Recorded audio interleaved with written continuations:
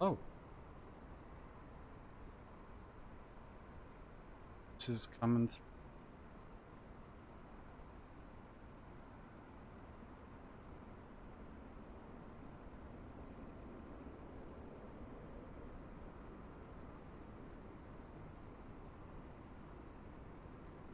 Alright. Oh, hi. I'm a pilot. I only sort of know how to fly, so this will be pretty good. Flying between Shanghai and priority, but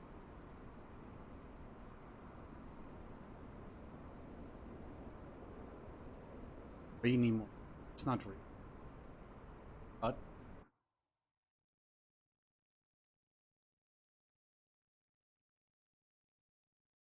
started. I do not have enough monitors, y'all, because I have to have. Sounds like there is a microphone issue.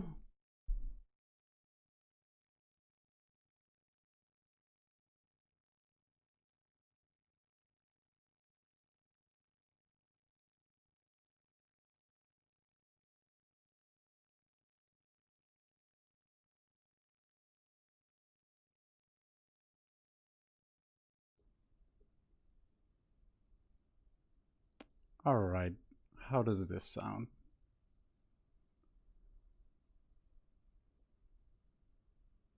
Yeah, I think there was a noise gate issue. But now, let's see. Sorry, there was the recent Windows update kind of destroyed my microphone completely, and there was a point where I was worried if I would even be able to stream, because I'll get into the issues that this game has, well, not this game, but that the Microsoft Store has presented for me. But anyway, we should get into the startup procedure first. I should, because we need to actually get going. No, this is the floodlight. This is what I'm, nope, this is also the floodlight. No, I need to fucking turn on the batteries first, of course. Batteries are supposed to be at 2.5.5. You leave it charging a little bit if it was 2.5.4, but you know what? It's fine. Battery Master 1 on, Battery Master 2 on. External power is available, so we're gonna hook up to external power immediately. And then let's turn on, there we go. We're gonna be flying the Airbus A320 in Microsoft Flight Simulator 2020.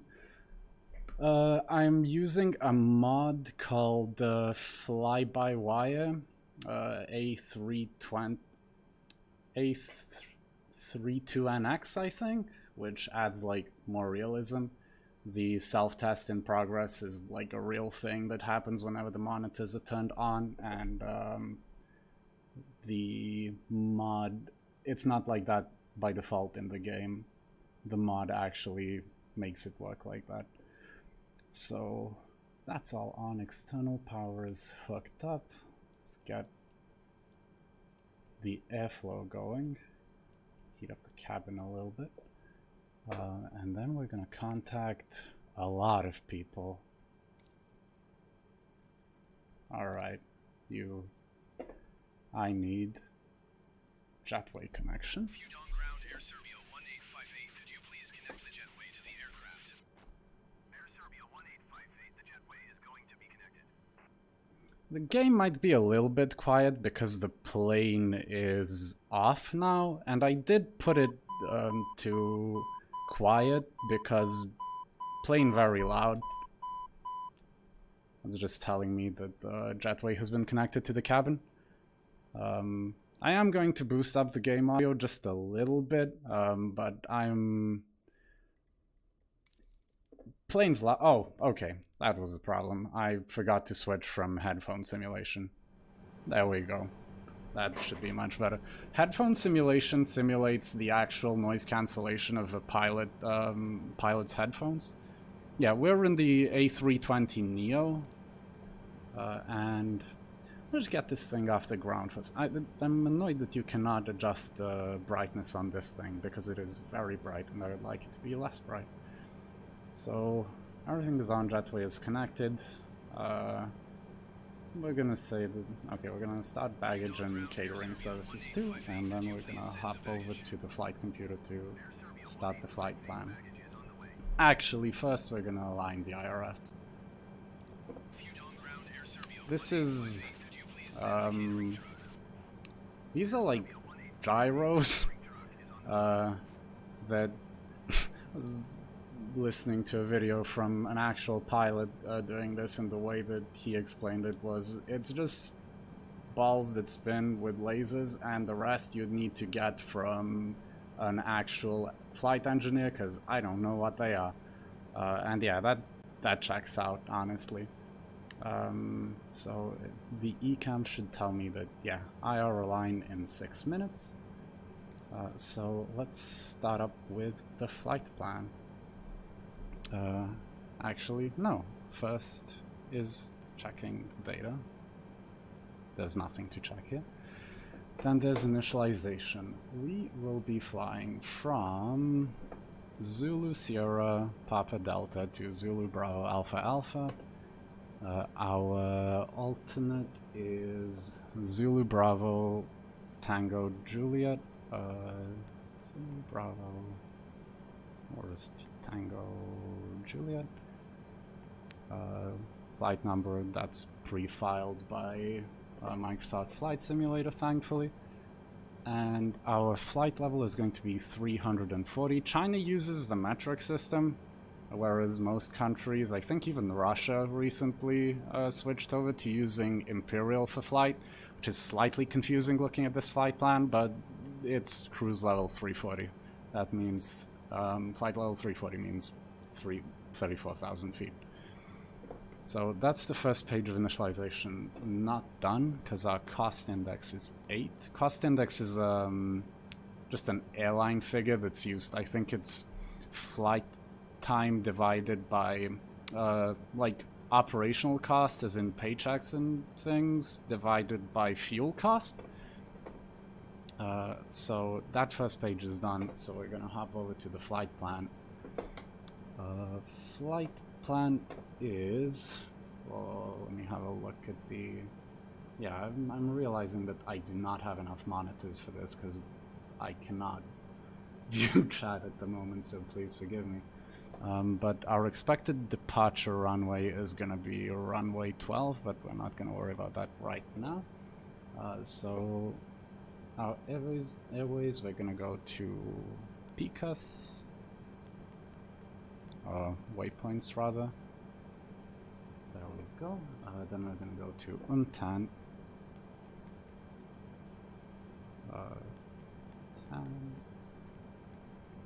Then we're gonna go via airway G330 or Gamma 330 to Pimal, but that the airways are a little bit, they don't work in Microsoft Flight Simulator. To Pimal. After Pimal, we're gonna go to Dalim, and after Dalim, we're going to Yankee Quebec Golf.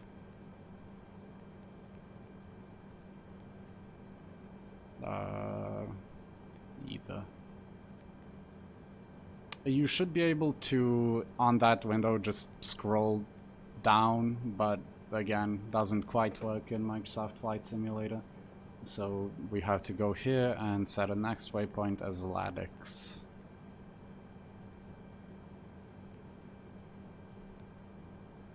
Next waypoint. We are departing from runway 12. Which does not exist. No, because we're departing from runway 35.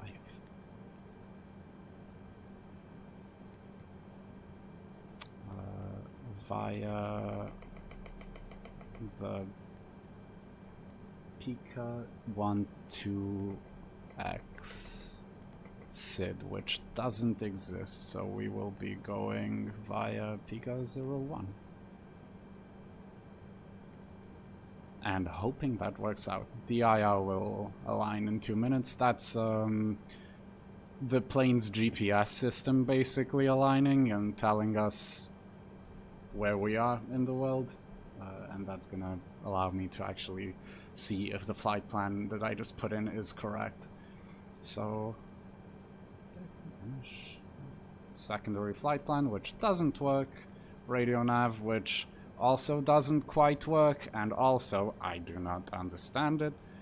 And then we head over to B. Our zero fuel weight is 48.6. Zero fuel center of gravity should be 20.5. Oh, Microsoft Flight Sim gets moodier than the actual airplane, so if you don't type it in like this, it complains. Block fuel is 8.7 kilograms, which is correct. Our takeoff weight is gonna be mass 57.3, and our landing weight is gonna be our, let me see, our expected burn.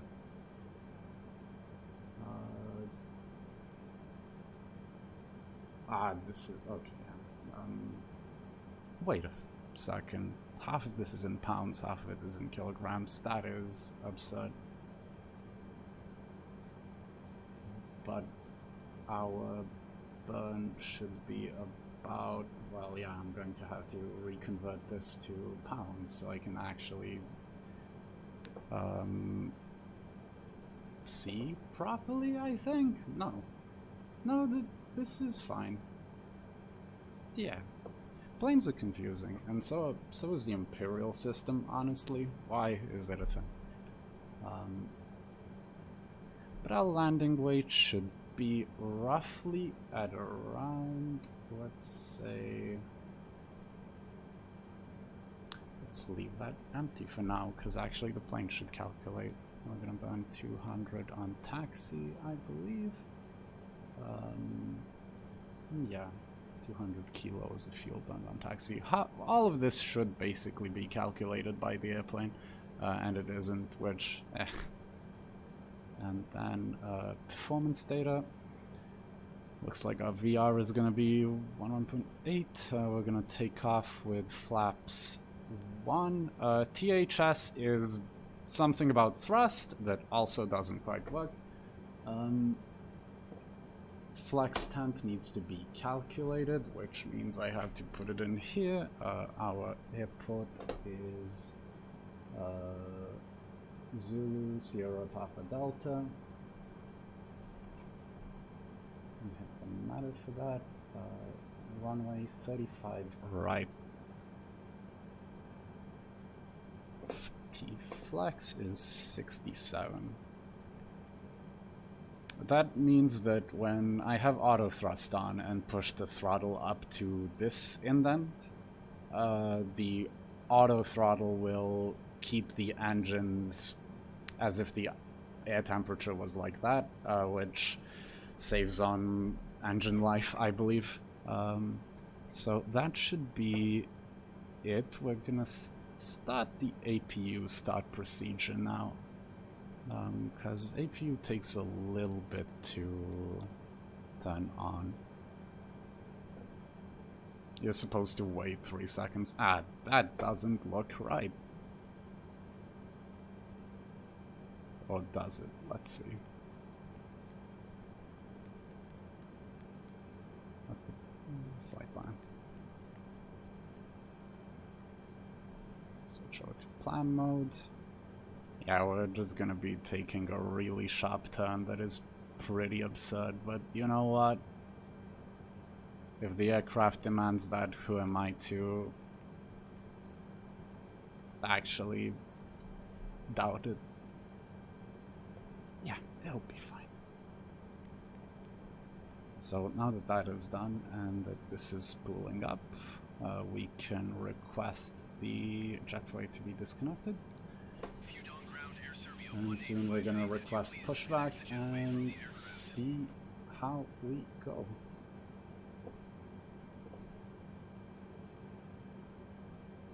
Yeah, so, yeah, sorry, I'm gonna be catching up with some of the questions, so please feel free to repeat questions, because I have just, like, again, when I booted this up, I realized that I do not have enough monitors for this, because I have to have the meta open, on which is the weather info open somewhere. I have to have a calculator open for the flex temp.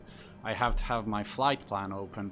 If I wasn't using the assist for taxiway, I would also have to have nav charts open, which goes here. Usually, like, pilots have them on a, like, iPad here.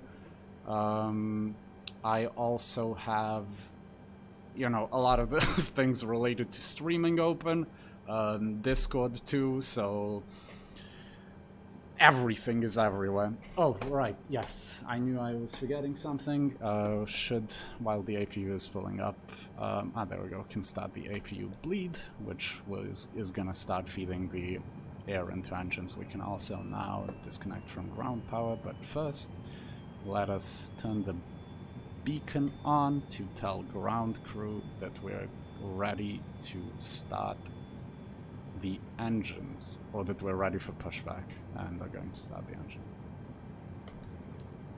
This Oh, this is green, I guess. I guess that's why certain types of color blindness are not allowed in aviation. If this was amber, that would be a big problem. Just immediately stop the fuel pumps so engines can get fuel when they need to. Flight level is going to be 34,000. And there is no ATC to guide us, so we're just going to head to 34,000 ASAP. So the matter for Shanghai Pudong International Airport is as follows. We have wind 8 knots from north, we have temperature 23 degrees, humidity 94%, pressure, or QNH is 1009. QNH is important because it tells us, it's how the plane calculates height. It has a radar antenna that bounces a radar signal off the ground, but that's effective up until 2,500 feet, I think. I needed to look something else up, but you know what? We're gonna worry about that when we get there. Just gonna extend the landing lights, and everything should be good. Now, the most important button, and literally the reason why I installed this mod. There we go. By default in the game, it doesn't make that sound. Flight director on, constraints on, radar system on. Gonna be taking off with anti-ice on, I believe, but we'll see. For now, just terrain display there. We're gonna request pushback. Pushback in this game is kind of awful, because you're not directly communicated, you're communicating with them via ATC, which means that you have to speak it out, then they have to repeat it, and then a couple seconds pass, and then you're pushed back. Which means that when we start turning, you will see I will probably miss my turn. I should also request taxi. But first, there's a lot of things to do. Engines ignition, let's go.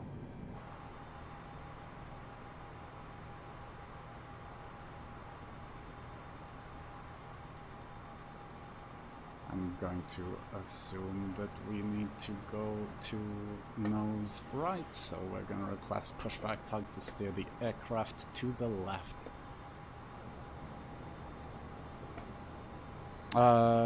As far as peripherals, I am using the Thrustmaster T-Flight X stick. The stick itself is pretty good. The throttle is not the best. It is a lot more...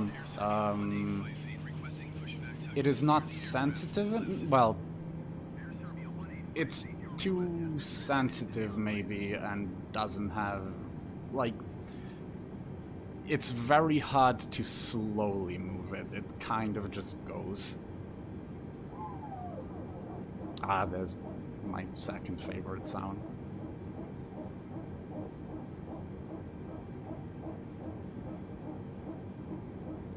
Pudong ground, Air Serbia 1858 requesting the end of pushback.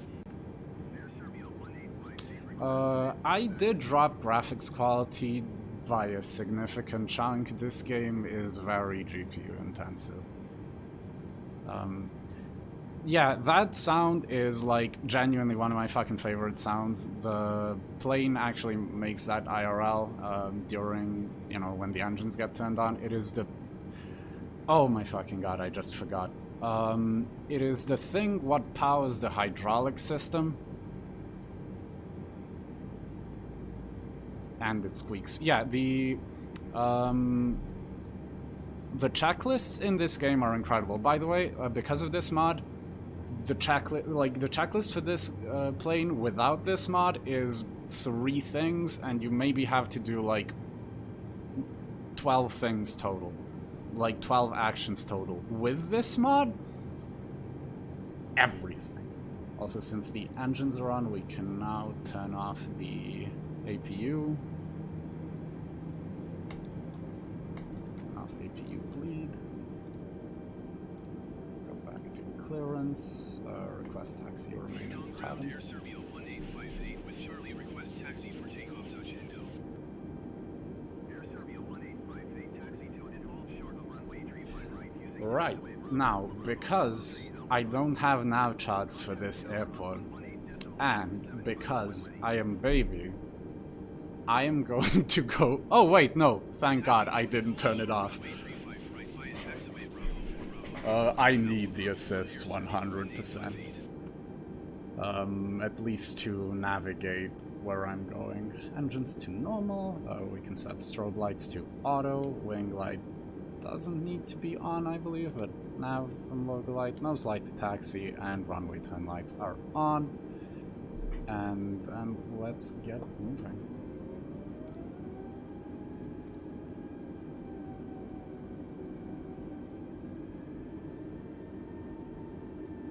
I have successfully completed several flights, so I'm pretty sure I'm qualified to fly this plane IRL.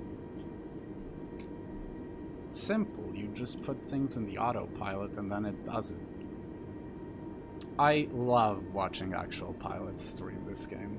Like, the first thing I did when this game came out was just look up like real-life pilots' reactions to this game, because that's the type of person I am, and it was just great.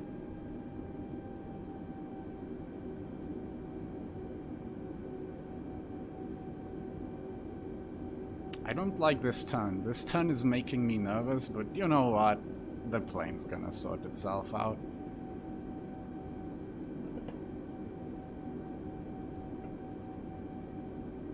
Also, sorry if I haven't been keeping up with donations. Thank you so much for supporting this. I am genuinely honored to, like, be able to be part of this stream. And, get some money for good causes.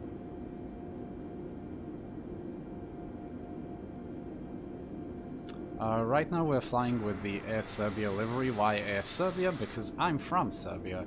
And I don't know anything about other airlines. Air Serbia is honestly, pretty okay. Have had good experiences with them. The law of this flight is that it is a flight from a plane from Air Serbia that was hired by Air China to complete this flight that Air China does normally. I don't know why. I don't ask questions, I just fly.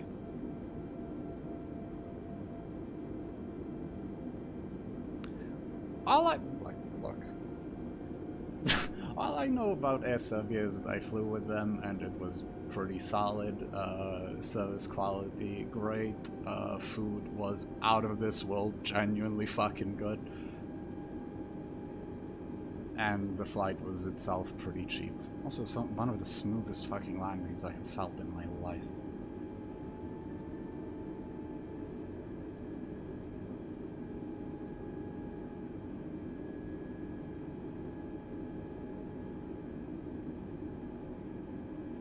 So yeah, it is a fucking small world. Also, apologies, you can slightly tell that I am from the Balkans because I will be swearing a lot. That's just how we talk. This stream is intended for mature audiences, you know.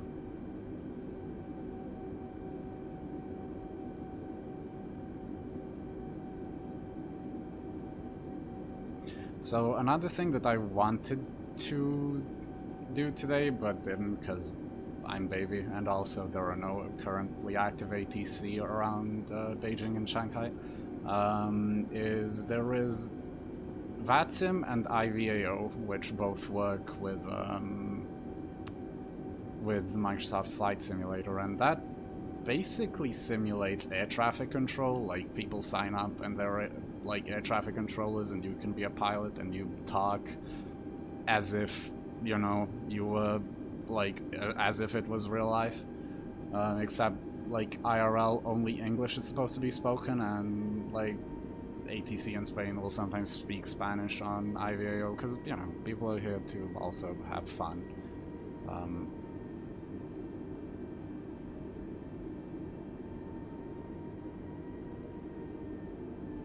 Also, following the center line is not one of my talents. I do not know how to properly do it. I'm not a pilot despite being in the cockpit of an aircraft, but we're not. The passengers don't need to know that.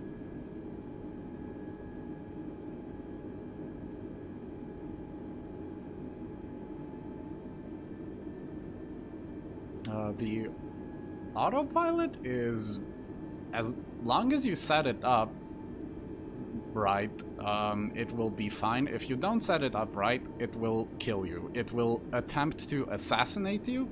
When I was learning the autopilot, at one point I turned it on, I didn't set it up properly, and it just rotated the aircraft like so I'm upside down and pitched down immediately.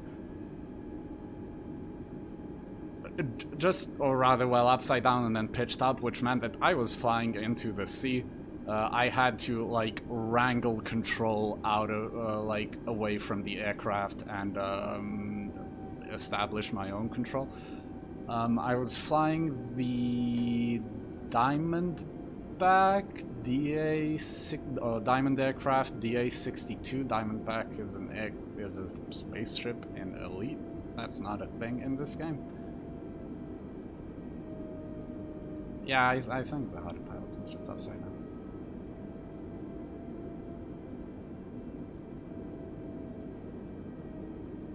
Also, the pilot isn't exactly sure if we need to take off with anti-ice on, but I think we do. Or we need to put it on after takeoff, because we're going to be going through some storm clouds, or, well, some wet clouds. And it's cold up there. And that means ice happens. Icing in this game is incredibly severe. Ice builds up in extremely unrealistic places that would genuinely fucking destroy the aircraft. Like, you will probably see it. But it builds up on the wings, and the way that the aerodynamics of a modern airliner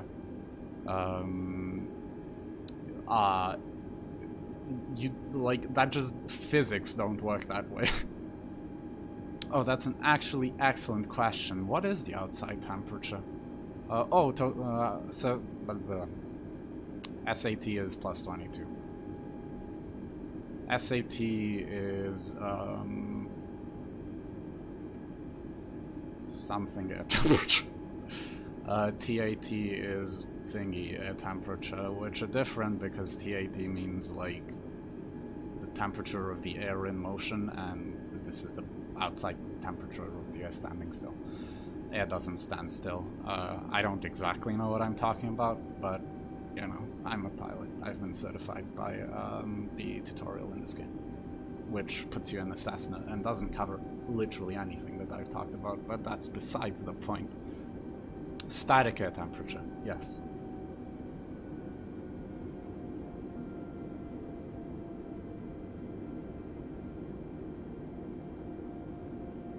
It's a really spicy stop there.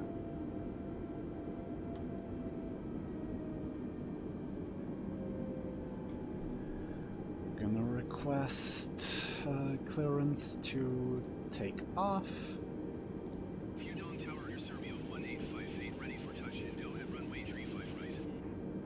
Air Serbia 1858, cleared for takeoff, runway 35 right, left touch and go approved. Lights on. I need to read that back to them. For takeoff, runway 35 right, Air Serbia 1858. Oh, AC is on, don't you worry. RAT isn't on though. There is a RAT switch somewhere here that I am eternally amused by.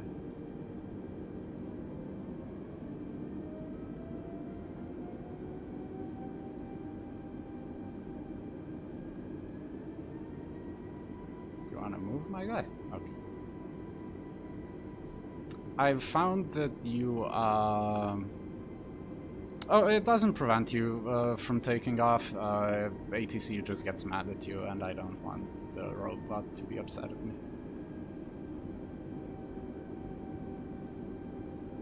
Like, you can't crash into other aircraft, so it doesn't really matter. Normally, if you're flying with a flight plan from SimBrief, which is what I'm doing, you normally wouldn't even be doing it, because ATC will sometimes tell you really bizarre shit in this game.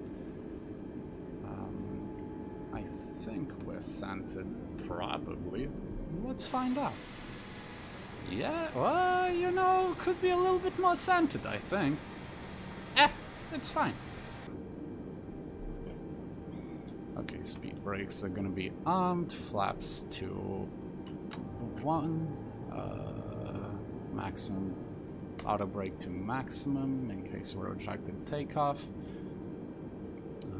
Speed is gonna be 2, auto thrust on, speed will be capped out at 250 knots. I should look up the transition altitude in above Shanghai, but I'm gonna operate under the assumption that it's like 5,000. And I forgot a thing, actually. This is... we're at 40, so this is gonna be 1,500 slash 1,540. That, I think, is the altitude at which the engines are gonna go out of acceleration. Well, no, this is that one. I don't know what this is. I just know I'm not a chef, I'm a line cook. So, hey, I don't make the recipe, I just follow instructions.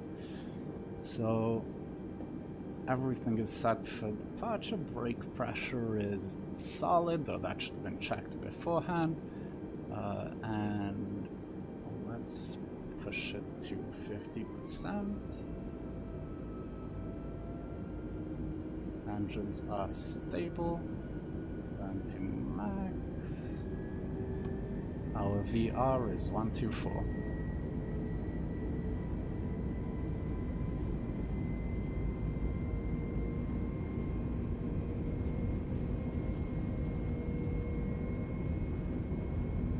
V1 check. Rotate.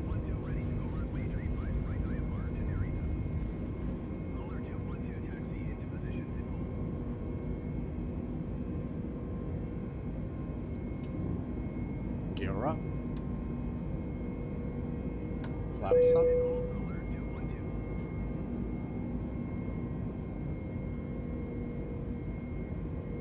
And now turn off a little bit, turn up the camera so I see where the fuck I'm going. That beeping, don't worry about it. That means we're flying good, is what that means.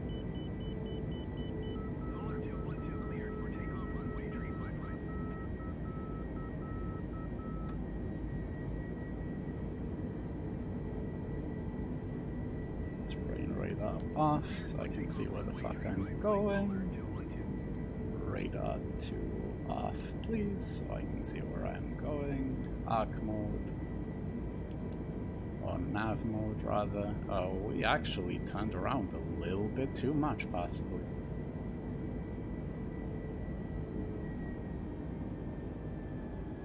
Is he gonna complain at me about bank angle?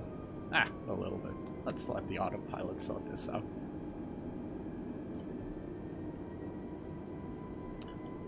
Yeah, V1 is the decision speed, V2 is the speed you need to take. V2 is takeoff speed with a broken engine, and VR is the rotation speed, the speed at which you rotate and get up. Let's see, static air temperature is gonna drop, so pretty soon we're also gonna level it out a little bit. We don't need to really ascend at 34,000 feet per minute. Well, we don't need to expedite that quickly. Yeah, most of this game, by the way, is staring at the instruments. Sadly, today is a pretty rainy day, pretty foggy, cloudy day, so you can't really see Shanghai or anything, but we're gonna see some pretty clouds in a second. Hopefully, by the time we get to Beijing, weather is going to clear up. Autopilot is leveling it out. Ground spoilers can be disarmed. 2,500? 250. Since we have... This is... Transition altitude was probably somewhere around here, so we're gonna set barometric pressure to standard. Because the button is for when you're terrified. And then you push the button and then the plane comforts you a little bit.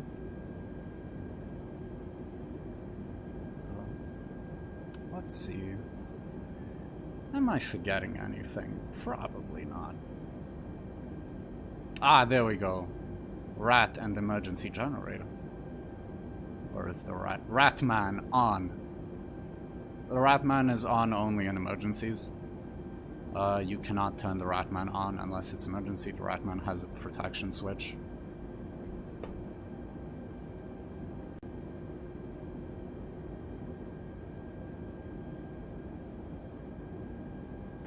I'm gonna start heading into icing soon, I believe so. Engine anti-ice is gonna get turned on a little bit. Radar system. Yeah, this is terrifying clouds.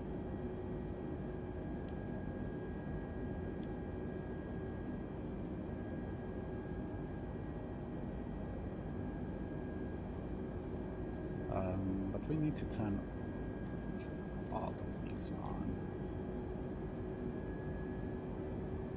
Including this one.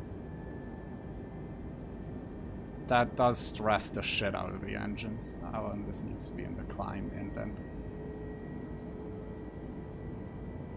And now we can enter manage the airspeed mode, and gonna start transitioning to Mach speed.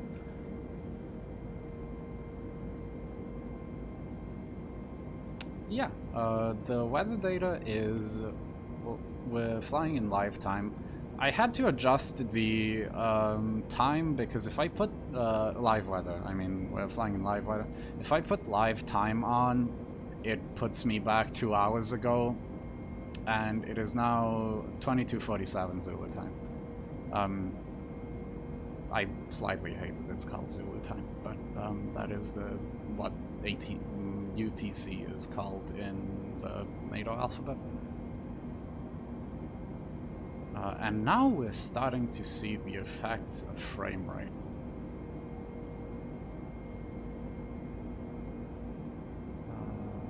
Is everything the way it should be? Engines look fine. Why the fuck is the... There we go. No smoking. We can retract landing lights. We can turn off nose light. Turn on our strobe lights. And turn off wing ice light. So let's see if we're actually going to be getting any ice buildup on the airframe. Some really... This is very pretty, but this also looks like we are flying through a nebula in Freelancer, the video game. And not through somewhere on Earth.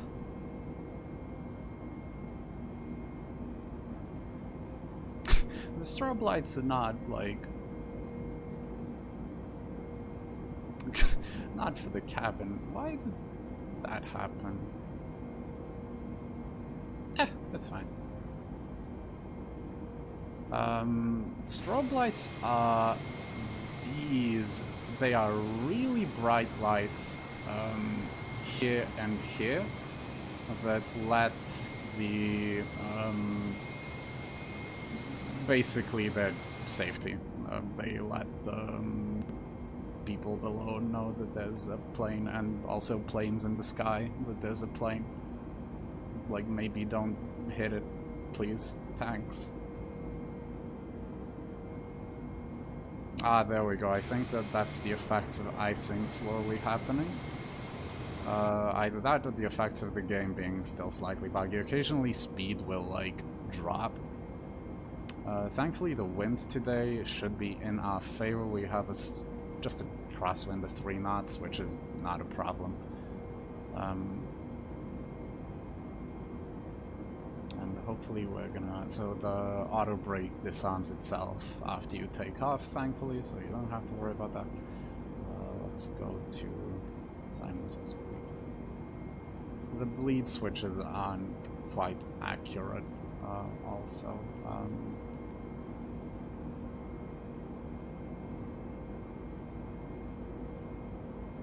Telling me about fuel. Oh, wonderful thing about the A320 is once you turn the beacon on, it arms the slides on the exits, like, so to be used in case of emergency. It, like, seals the exits and arms the slides. And I didn't know that it does that when you turn the beacon on, because the beacon gets turned on when you're about to request pushback and they're about to start the engine start procedure. Yeah, there we go. So icing in this game is terrifying and extremely unrealistic. The plane should never ice over here. It should never ice over on the wing ever. It should never... Well, the sharklets are not heated, but that shouldn't, like, happen. It also should never ice over... Oh, I should show the showcase cam. Because there is a wonderful thing here. It should never... this is an A320neo. Airbus A320. This is the... This is where the, like, system that extends the flaps is housed. This should never ice over. Ever. If you're seeing icing here, you are not flying. Like, that should be physically impossible in flight.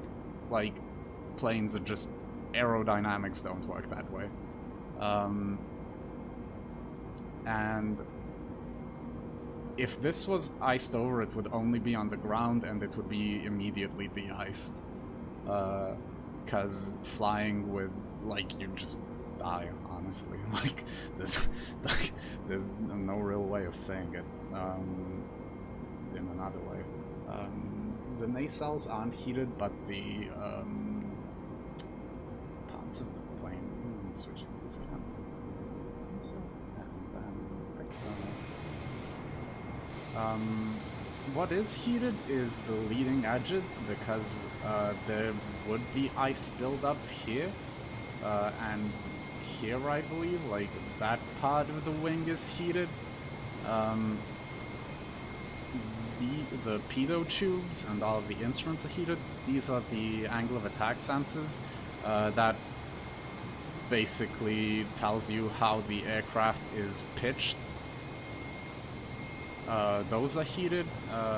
Like, all of the instruments are heated normally. The A320 also just, like, heats the windows naturally. The windows aren't... You don't need to... It's just on auto. You almost never push this switch on. Because the plane just does it by itself. That also means that if you have that set to auto, the instruments will ice over, and the pitot tubes, like, you will no longer get any indication of airspeed, which is bad. Our pilot is... Don't worry about our co-pilot. If we see a specific glitch with this mod that terrified me, you might see our co-pilot. I don't want to see our co-pilot. At one point I switched to external view just to have a look outside the aircraft, and I switched back to internal view and none of the UI was loaded. and I suddenly had a body, and next to me was a low poly man with no face.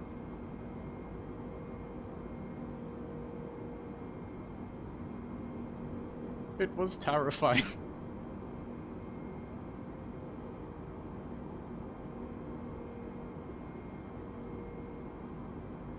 I just looked and went, and he suddenly disappeared.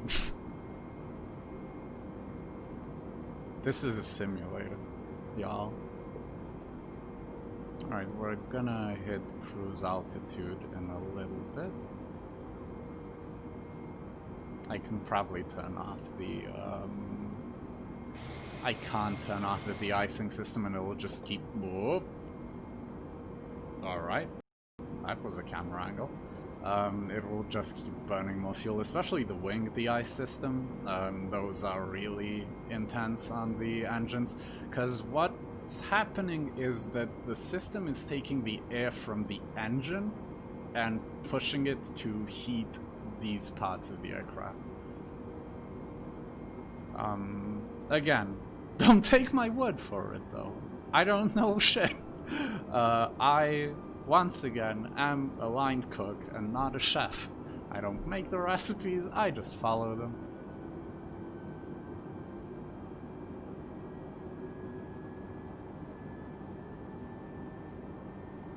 My guy's light doesn't need to be on. I'm flying during daytime.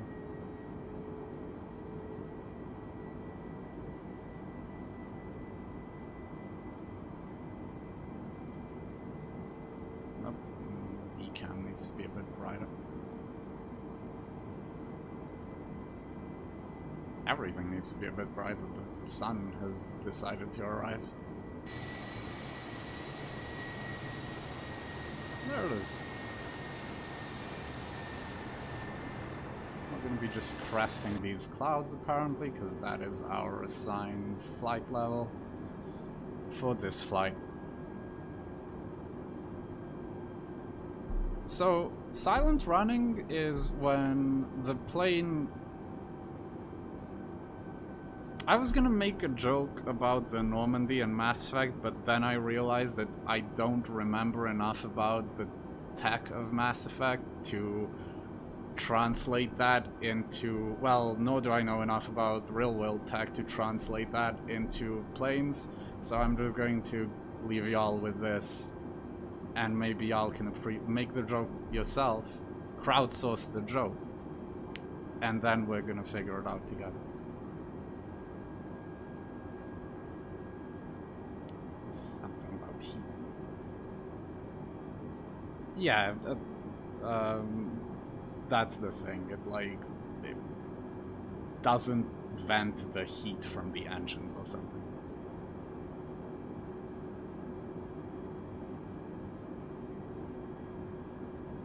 Speaking of BioWare games, maybe that is a thing that I will touch on later in the flight, because I've been playing BioWare games.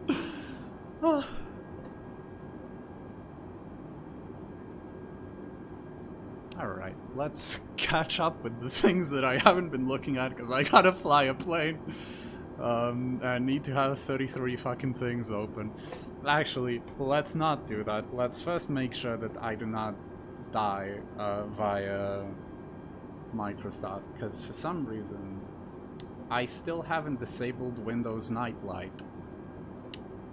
Which means I gotta Alt-Tab and turn it off every time.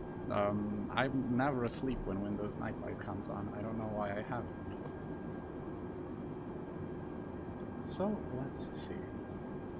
Everything is running good. The plane is solid. We are currently cruising at 0.77 Mach, which is roughly... I wanna say... Let me Google this real quick. It is roughly like 800 to 900 kilometers per hour, you know, a factor of error of 100 kilometers per hour, at an altitude of 34,000 feet or 11,000 meters. The winds are not exactly in our favor, but it is a short flight, so it shouldn't take us that long. On behalf of Siberian and the cabin crew, I wish you a pleasant flight. There is a mod for this game that costs $30 that's called PAX, P-A-C-X, which lets you do that announcement and then it reads it back to you with a pilot voice filter.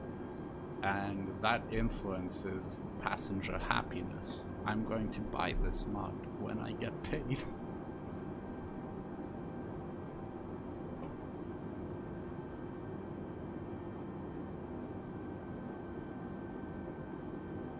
Engines are looking solid. Let's see if we can turn off. You should be able to turn off the... that's the pause button, not the get out button. De-icing systems while you're at cruise altitude, because at cruise altitude, the way that the air works, like, ice will just not build up because you're going too fast and it is too cold.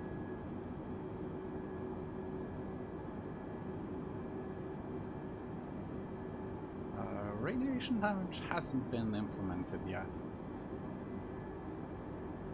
It also hasn't implemented max flight hours yet, so the first 2 weeks of this game, I played this game almost every waking hour of my life.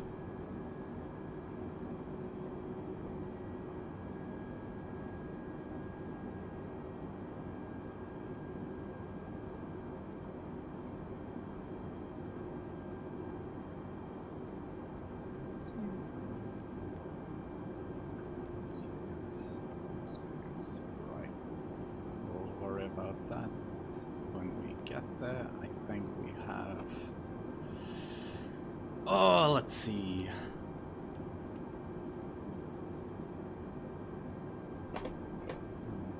We're about to hit Pimmel, which means that we are probably about an hour out.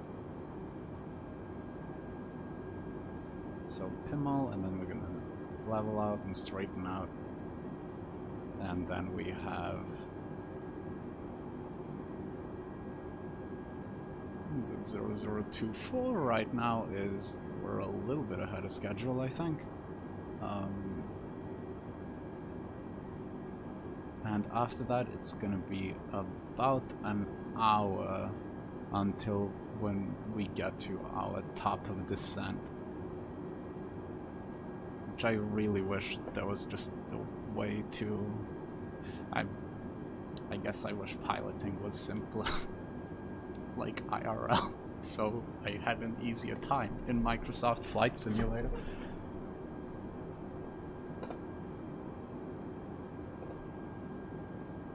Let's see. Turn out. Clouds should stop being a thing. Thankfully, not a lot of turbulence, despite there being quite a decent bit of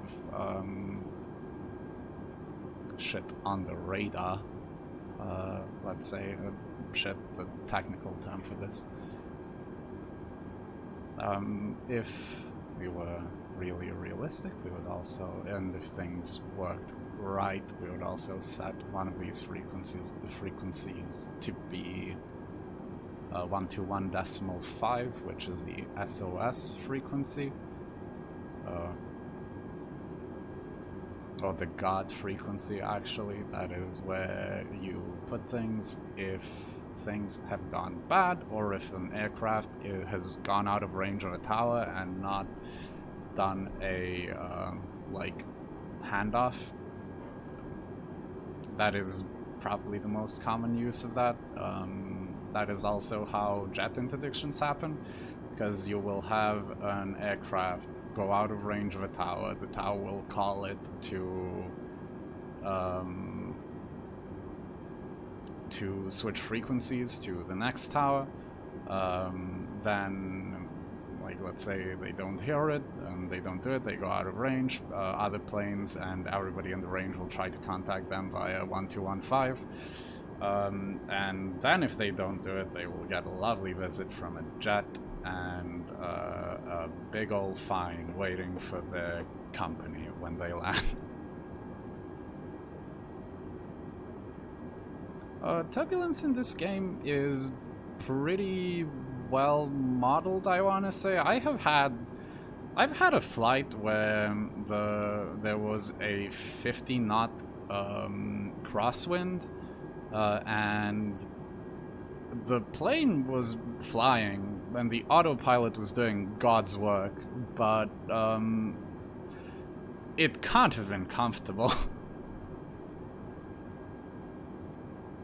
Yeah, so first officer always sits on the right seat, the captain sits here, and then if there is a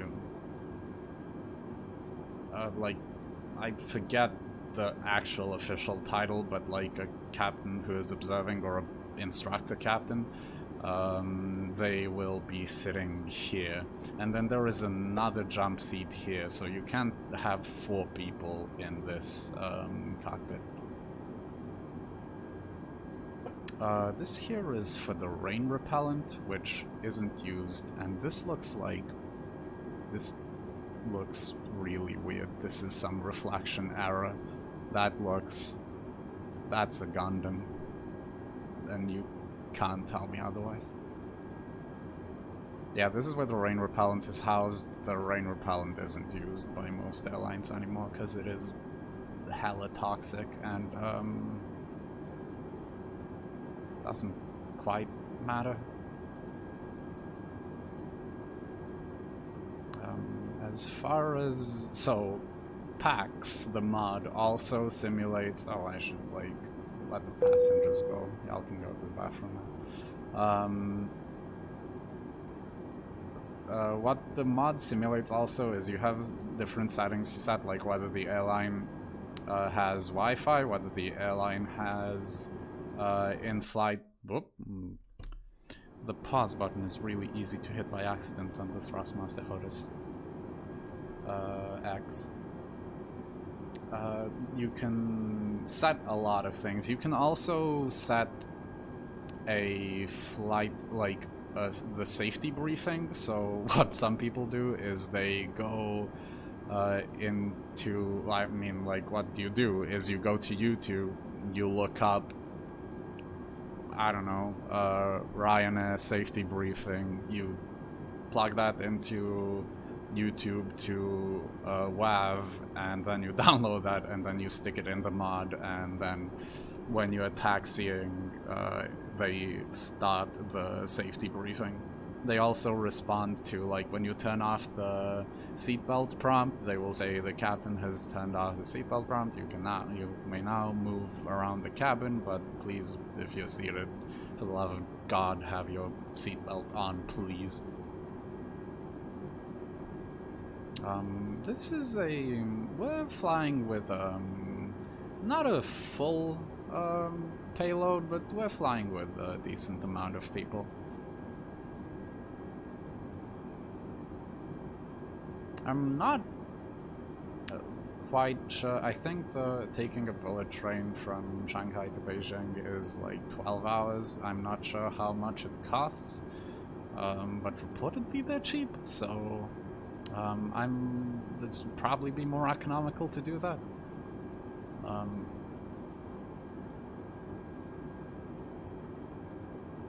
I'm not actually sure at all about the way that aviation works in China, considering that China has a reportedly pretty decent train network.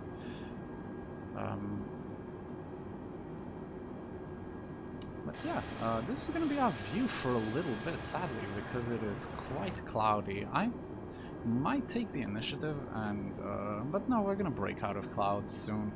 Our flight level was assigned to 340. We're not going to deviate from that,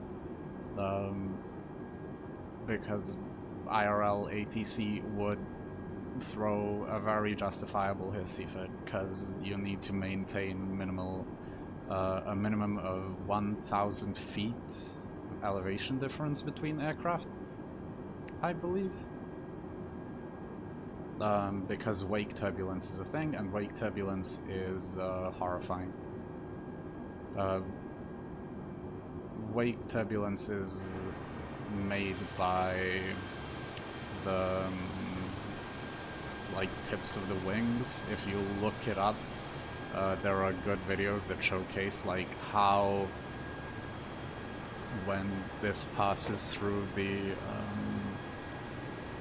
what do I call it? When this passes through the air, how it affects the air around it, which makes it spin violently, which means that jet wake is lethal for smaller aircraft and has been known to cause accidents, like if it just general aviation, like random Cessna flies behind a jet, it will just get flipped. It will just be flipped.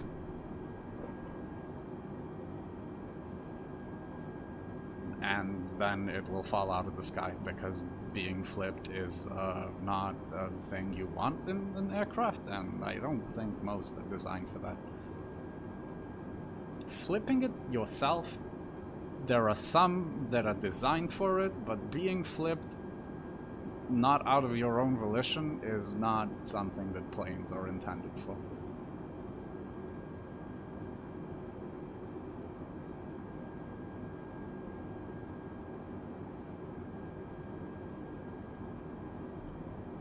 Speed right now this is our max speed, where this is the max cruise speed. We can theoretically go up to here, after which we're gonna be told that we're overspeeding, but this is the safe speed, so in case of differences in air stuff I don't quite understand, we don't like overspeed massively. Because different parts of the aircraft move at different speeds, which means that I believe the closer you are to the speed of sound, the more of a risk there is that like certain parts of the plane will start moving at the speed of sound and others won't, and that causes a lot of technical issues, known as plane falls apart.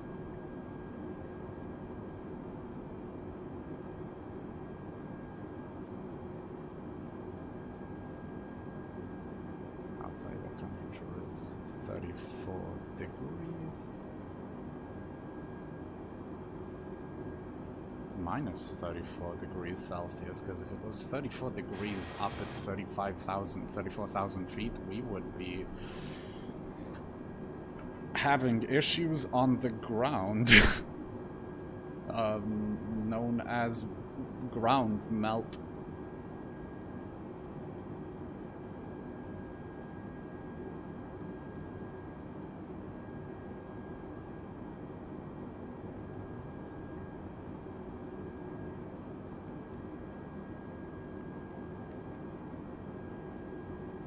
This we're gonna do once we start hitting our top of descent, and this is going to be basically programming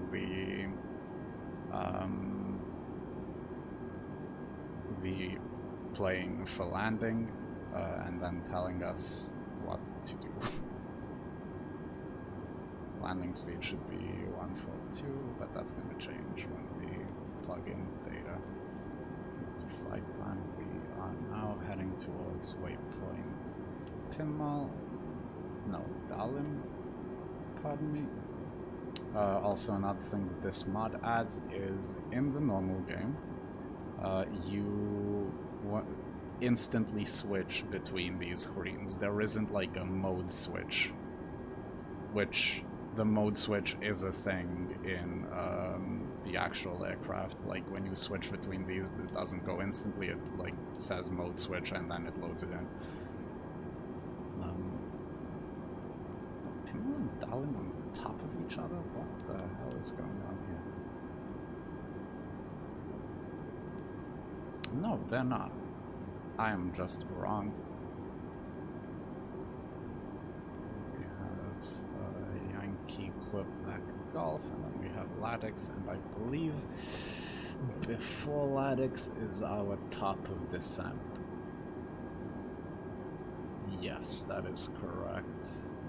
5 minutes out from Ladix, we're going to start descending. Hopefully that's all going to be within allotted time. Also, I'm not great, so now that we're 34,000 feet in the air and y'all are safe and you know, the seatbelt sign is off and you can move around and feel good in a plane flying through intense cloud. I'm not the best at landing these things. I have landed planes. How good those landings have been, debatable.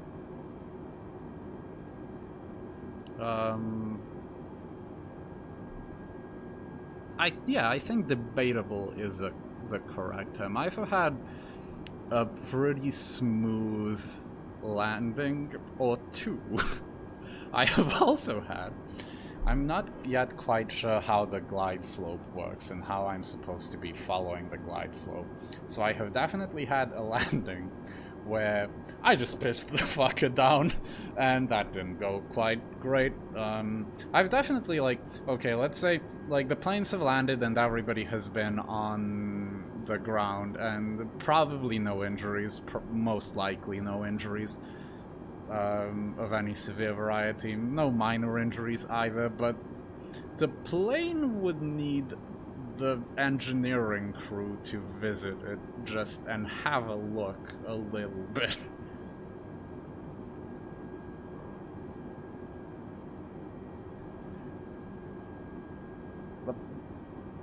Oh god, and mentioning shirts related to this, there was this, I don't know if I should mention, but, like, so I'm not gonna, but there is this person on YouTube who, like, does videos about about aviation. He's a pilot, Swedish guy, really big channel, and he has, in one of his videos, he was wearing a shirt that just said, stay positive, and had the, like,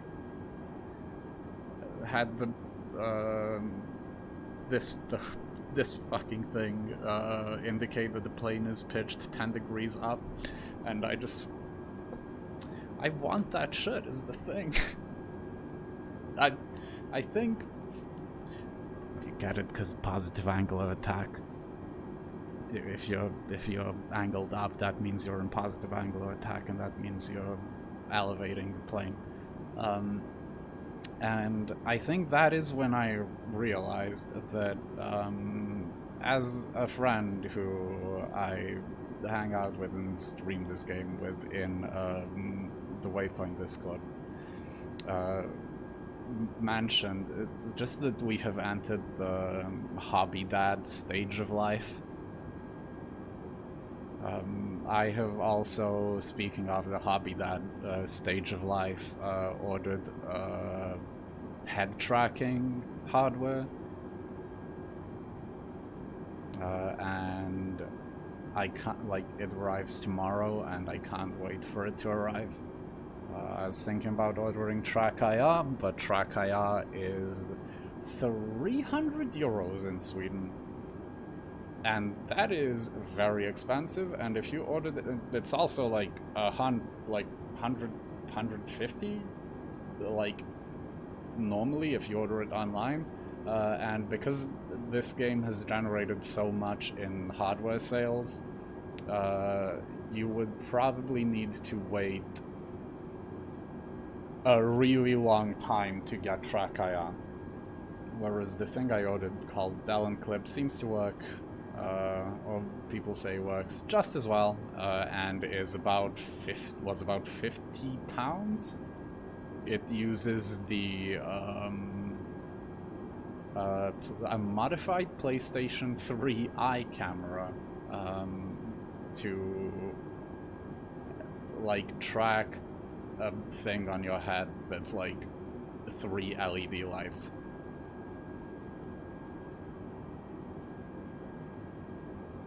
and that makes it trackhead.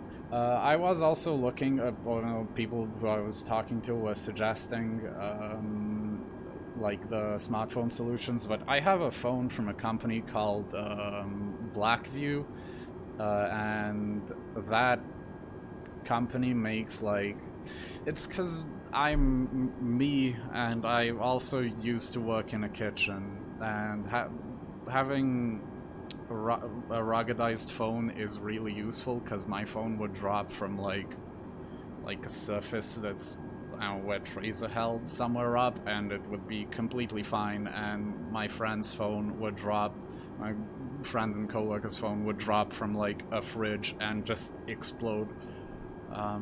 So ruggedized phone's pretty good, but that does mean that this phone is fucking heavy as shit, and also it heats up like a motherfucker when the camera is on, and I would not trust the amount of time I spent playing this game. I think my phone would like set fire to my desk and melt through it, and also melt my monitor and itself, and that would be a problem because I don't have the money to replace all of that.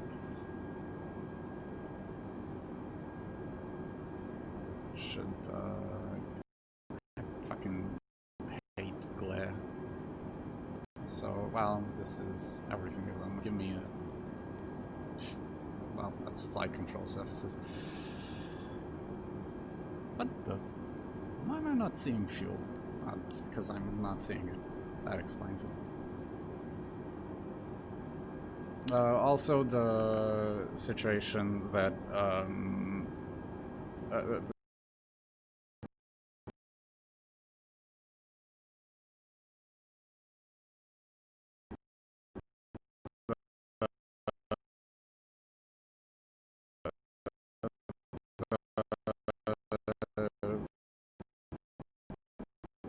solution with having your phone on your head is fucking impossible, because this phone is heavy and my neck would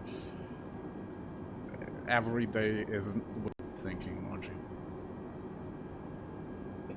Supplement my workout. An interesting thought.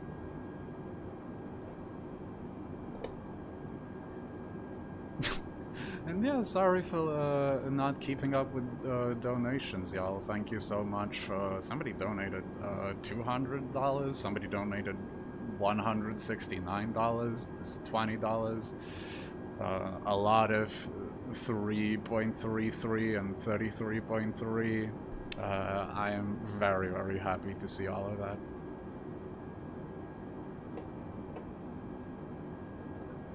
So a little bit of trivia on how my day. So time is, let's just to start this story. Time is a bad concept, I will say, because I am going on Thursday. Today is Thursday, where I am.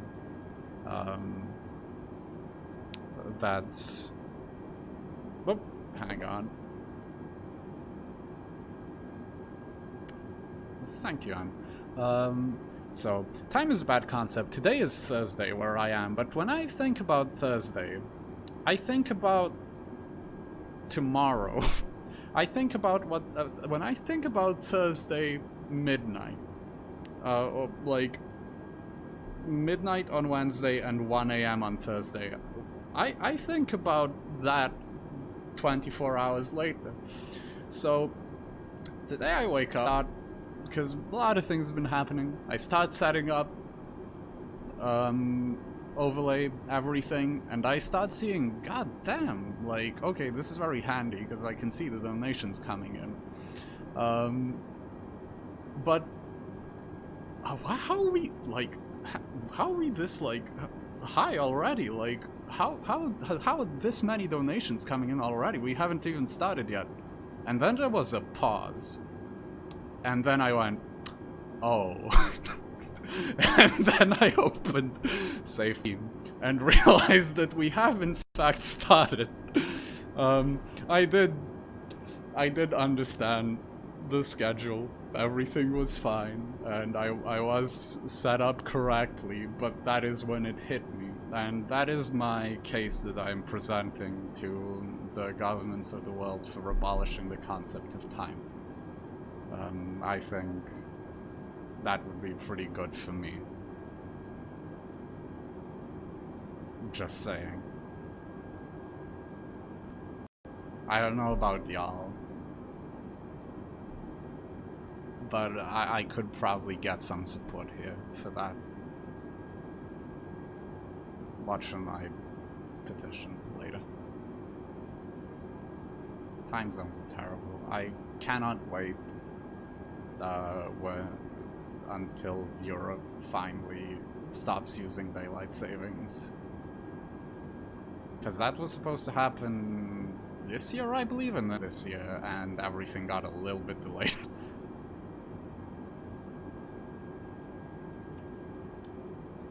Oh, nice. We're gonna head out of clouds in about 40... Well, we're gonna start breaking out of clouds in like 20 nautical miles. And then 40 miles. Oh, another thing that this mod adds is this line that you saw from the radar. That is not in the game. When you turn the radar on, it's just on, and it doesn't, like, I think it just updates like continually. I really like this mod.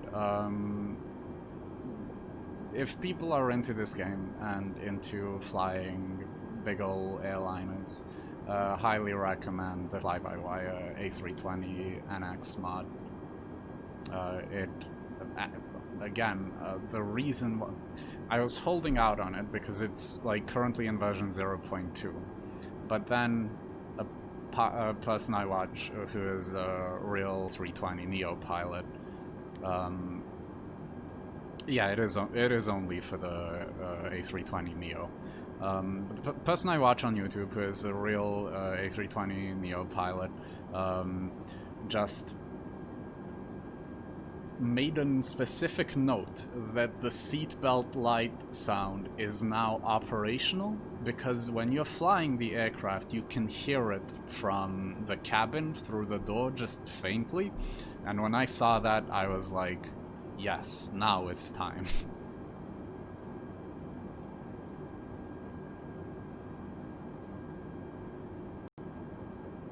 And I saw Madoka, good friend, mentioned that she also uses Talon Clip, and I am very curious about your experiences with it. It seems like a solid piece of hardware, and I am super excited to get it. I'm also super excited to get it for Arma 3. So, how I actually got into flight is I am a nerd, and I am very interested in flight. However, I am also, how do I put this? I have pretty bad ADHD, which means that unless the simulator like kind of meets me halfway, it's very difficult for me to get into it. So when I saw the Microsoft Flight Sim come out, and it's pretty like, it looks like absolutely stunning and gorgeous. It has like the entire world in it. The planes are pretty well realized. I started getting a little bit excited for it, and then I saw some streams of it, and I was like, fucking hey, let's go. And then the game just caught me in a vice grip, and it has never released the grip, and God knows when it will.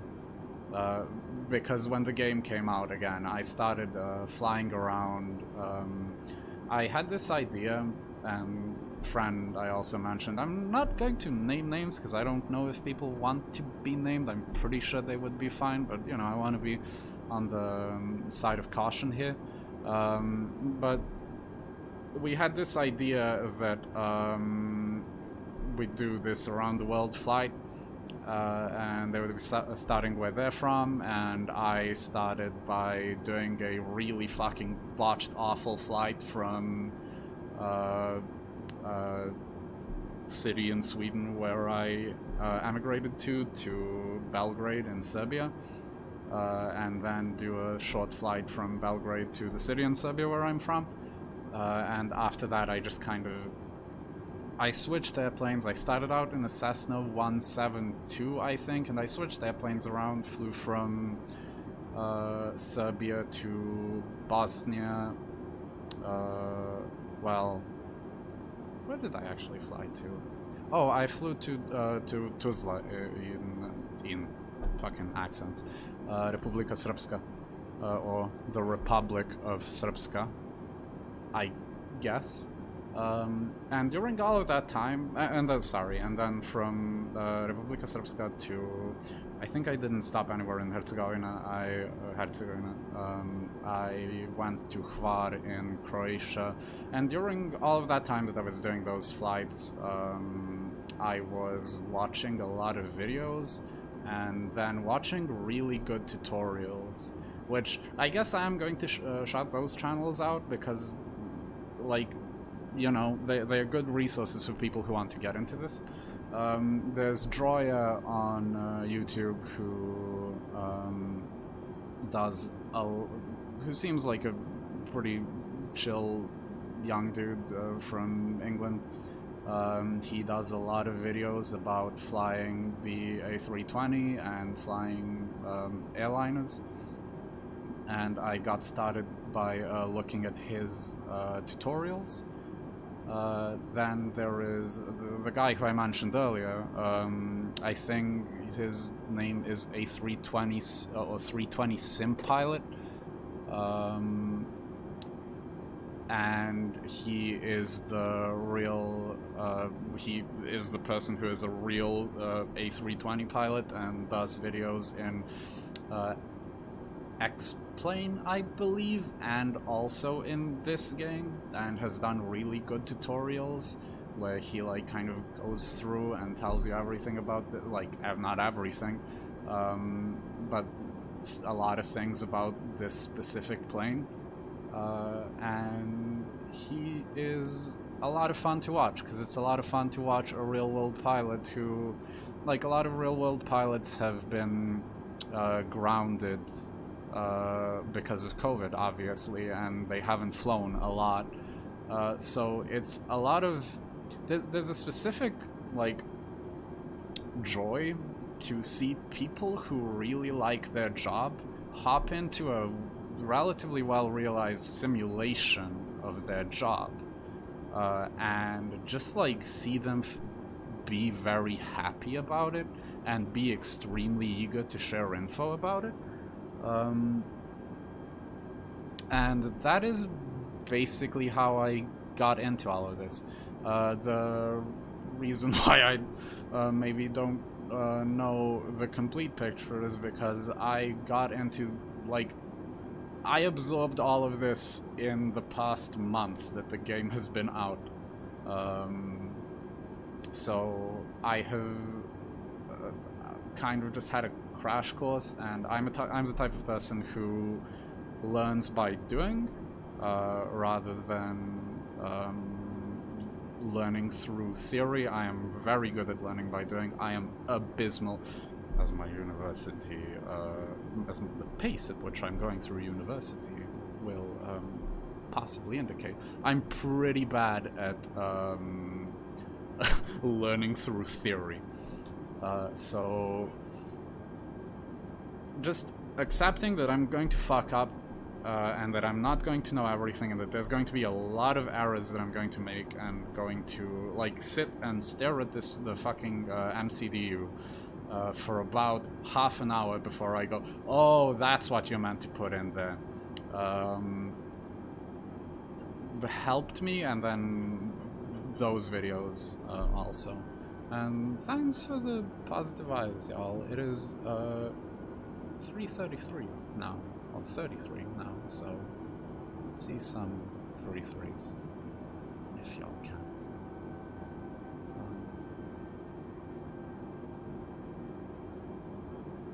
Yeah, the only thing that bothers me is I shouldn't have to keep these things on, which means I'm burning more fuel than was expected, which means that, will we have enough fuel to reach our destination?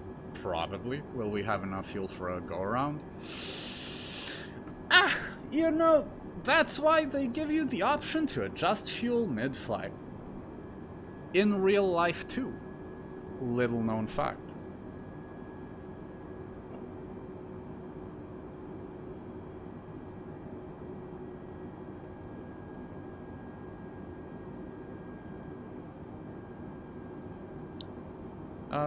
I do have my own Twitch channel, which is, I think, Siberian Reality. I used to stream on Mixer, and I maybe just put a full stop right there, because that went the way it did. Genuinely enjoyed that platform, but that platform exploded, and also I ran into issues with streams in that, and I was going to sort them out, but then mental health also happened, and I never got to it because I don't really stream that actively.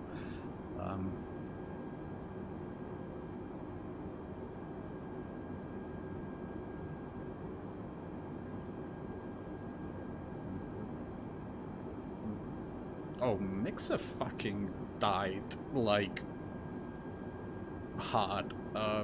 There was a lot of things that happened to Mixer, and then it also just got turned into Facebook. By BCS, I assume you mean Bosansky, Hrvatsky, Srpsky?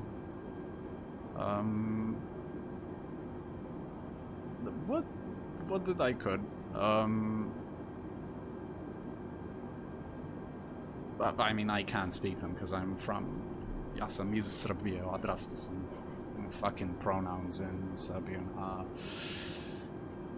awful. But I grew up in Serbia, so I can speak those languages. I just primarily am around English-speaking crowds, so English. I could start speaking Serbo-Croatian right now. I think 2 people would understand me. I am pretty sure exactly 2 people would understand me, in fact. Let's see, Dalim is also need to. So, yes, the very important thing I forgot to mention, which I am going to mention after I have a look at this.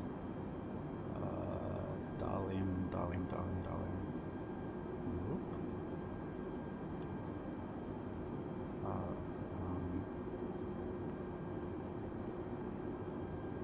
So Dalian and Yankee Quebec Golf are second to last waypoints. I think because of wind we might actually arrive way earlier than anticipated, but these waypoints are still like pretty fucking far out, because we're gonna hit Dalim at 39, and then Ladix is at 28 of the next hour. So yeah, and then there's final. Well, there's descent and final. So yes, the thing that I wanted to mention is, for flight plans, I use this website called SimBrief, which lets you... I might just link it in chat, actually, because it lets you just get a PDF of your flight plan.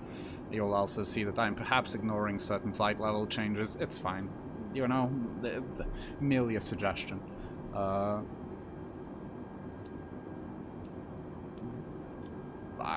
got my pilot's license taken away for saying that. My virtual pilot's license. It basically generates a full flight plan for you, including expected fuel, your like cruise level, waypoints, cost index, expected fuel that you need to take on, well, the fuel that you need to take on in minimums, and then fuel that you will burn on that load, fuel that on the trip, on taxi, on final descent, fuel that you have reserved for 15 minutes of cruise. Not cruise, 15 minutes of holding. 15 minutes of holding, so that, like, in case there's something happening on the ground and they need you to hold, to enter a hold pattern, that you can enter that hold pattern and not fall out of the sky because you've run out of fuel. Then there's also the fuel needed to reach your alternate destination airport, which also you might need to get to in case something bad is going on the ground. And then it also just generates the whole fucking thing. It just generates a real-ass flight plan, including, like, there are parts here that are about COVID restrictions and COVID, not methods, what's the word I'm looking for?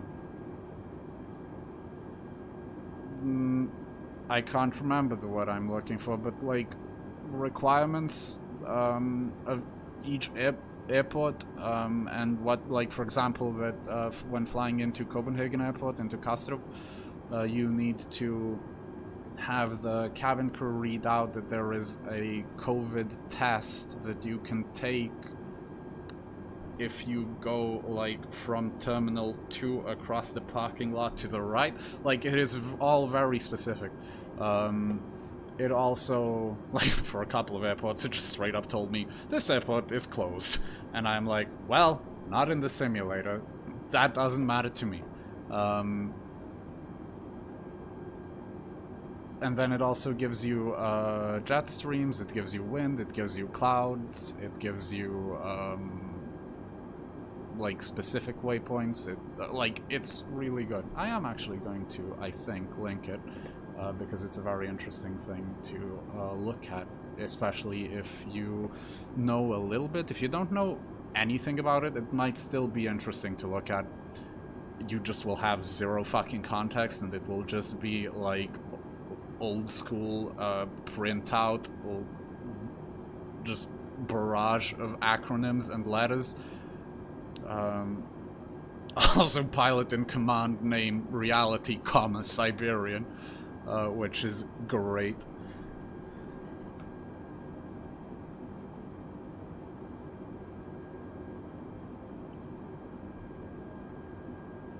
And there you go. There is the flight plan for today's flight.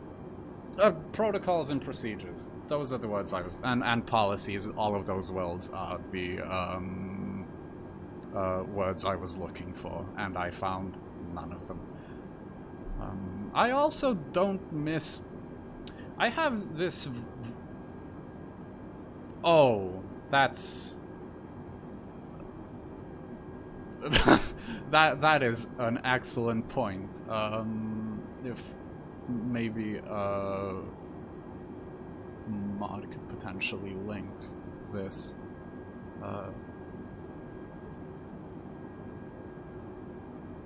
Let's see.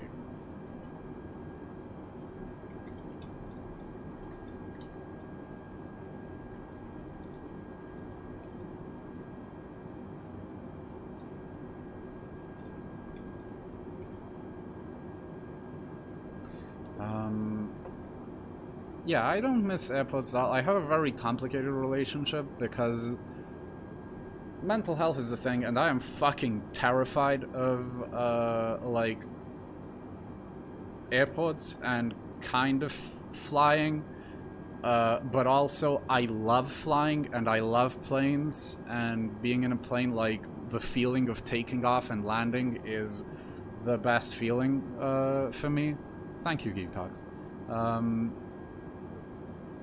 But also, everything around it is kind of awful and a miserable process, but also I love it, question mark.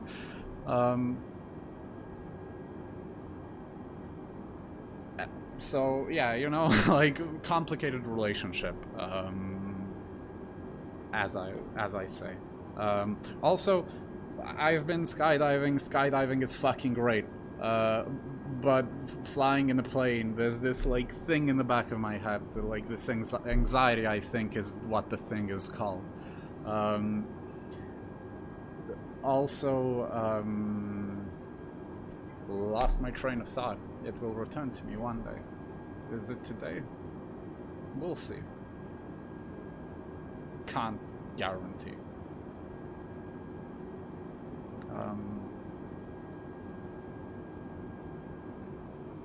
I don't know if the streams are going to be archived, probably on Twitch automatically. Other than that, I'm not quite sure. Yeah, so a thing that this game has done for me is piloting this aircraft in this game and learning about its systems is really helped me with anxiety about flying, because like now I'm just anxious about other people, but I am not anxious. I think this was the train of thought that I was gonna head down or take or apply analogy. I never had a lot of anxiety about the planes themselves, but I still had a bunch of anxiety about the planes themselves. And the thing I mostly have anxiety about is people, but still a large part of anxiety about flying is the actual plane and the act of flying.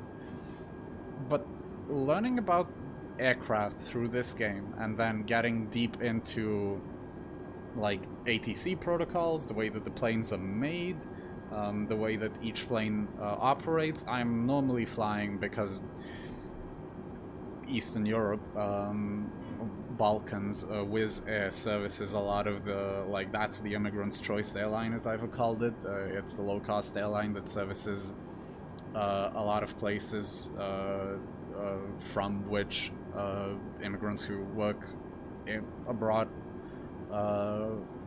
live in. Fuck. That probably made some sense, hopefully. That was a weird sentence. But it services those types of destinations, and it's a low-cost airline, so it's pretty affordable. And they fly they fly A320neos. They have, I think, revamped their fleet to be mostly A320neos. I can't quite claim that because I'm not sure, but I know that they're really big into the Chocolate TM wingtip devices, and you can find shit about those on every info panel and every info sheet in the fucking plane. And so I'm usually flying with this specific plane, and learning about exactly how robust this plane is and how fucking smart this plane is, and how many, like, there's 3 redundancies for everything. In case of a failure of the flight surfaces, of the, like, I don't know that I don't think these are flight control. Maybe they are flight control surfaces, but the monitors that indicate instrument panels, I suppose. There is, if this one fails, there's this one. If that one fails, you still have this thing, and that will never fail. The autopilot is incredibly smart and can do a lot of things. The MCDU is very smart and can do a lot of things. The plane calculates a lot of things in case of a contingency. Like, that is why V1 and V2 are a thing. Like, V1 is like, it won't show it here now because we have, like, we're past takeoff, obviously, and hopefully, but it tells you what the maximum speed is at which you have to commit to getting the air up, getting the airplane up. And it will also tell you the speed at which you need to do that when the airplane is healthy, and the speed at which you need to do that when the airplane is perhaps having some engine difficulties. And then through the thing I mentioned earlier, where I started doing my round the world trip and started getting, like, really deep into aviation, like, casual and hardcore, I guess, aviation YouTube, I started watching, well, I guess since I'm naming channels, the Swedish guy is Mentor Pilot, I believe, Mentour Pilot, or Mentor Aviation. And he does a lot of videos about safety concerns, and a lot of videos where, like, there is one video that I really love that is him and another guy, like, as his first officer, in a 737, I think, like, simulation cockpit, like the full thing that they use for training, where they do emergency descent protocol, like what to do when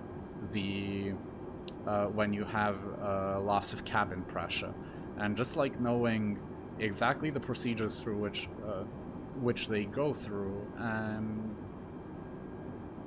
the way that the pilot and first officer, the captain and first officer communicate, and the way that they communicate to ground crew, and the way that they're trained, and the way that, like, they need to be really fucking on their game to even keep their license, really helped me with anxiety about flying.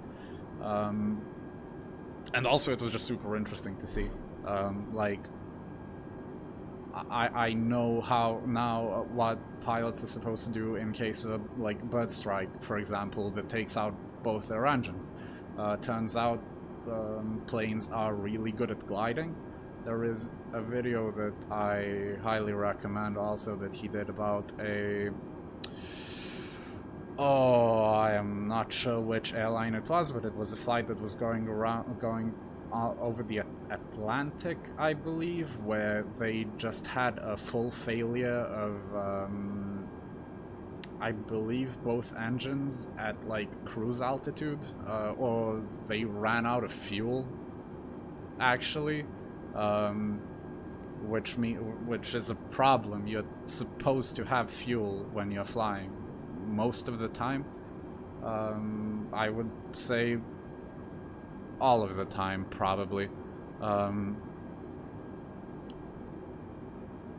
And how they just, like, what procedures they did, and just exactly how much time they had to just solve the fucking problem, and land the plane very safely.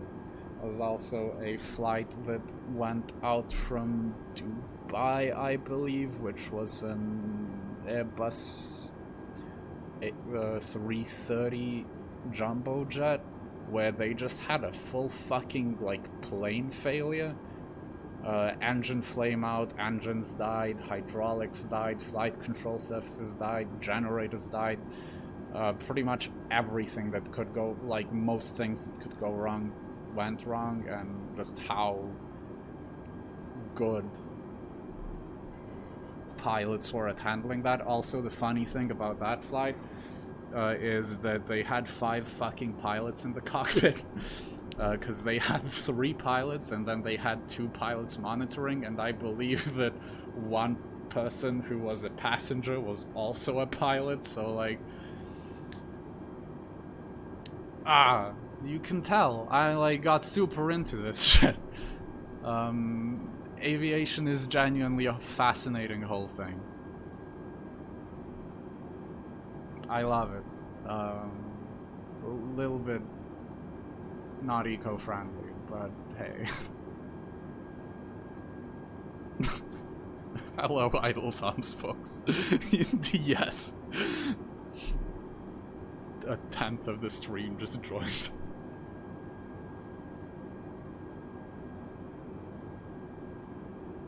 Yeah, some people think that I do also really fucking want that shit, the angle of attack.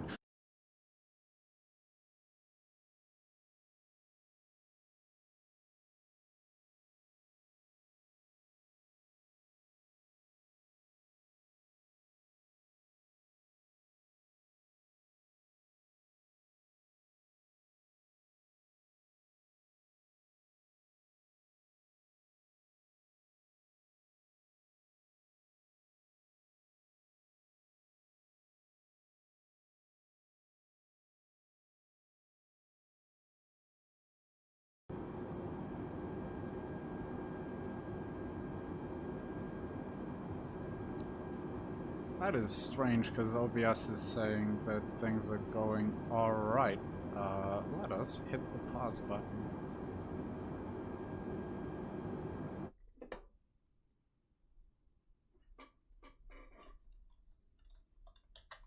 Oh, is back up apparently. The stream was not dead for me, so there might have been a connection hiccup or something. We are also right now experiencing very minor turbulence. Another thing that I really like about this game is... Oh, I guess me turning on and off the seatbelt switch was just like too much for the internet to handle. This is gonna be a little bit loud, but check this shit out. Look at this. How the wings are like bending. Mwah. Chef's kiss. See that shit? That's that real shit. That's what I need. I'm not even like... I'm overstating my excitement only very slightly for the bit. But I'm not overstating it a lot. Oh shit, top of descent incoming. I mean, that's right as we land, which, in case we land ahead of schedule, we are gonna hop off into probably the Himalayas on my very own, Grand Caravan, Cessna 208 BEX Grand Caravan, or Grand Caravan EX. But we will see. Landing is a involved and long procedure. Okay. Let's have a look. About 5 minutes away from Ladix, we're supposed to start top of descent. Ladix is at the moment 5 minutes away. Apparently, the clock isn't quite accurate.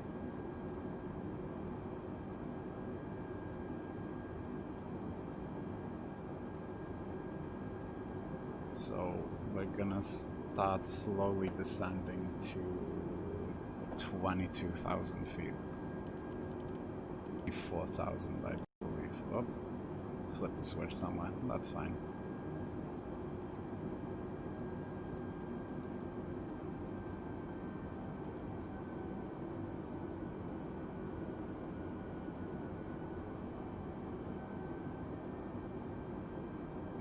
Down a little bit more than I want you to, my guy.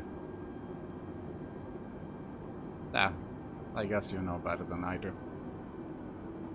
You have to talk to the aircraft, otherwise it will feel insulted and ignored.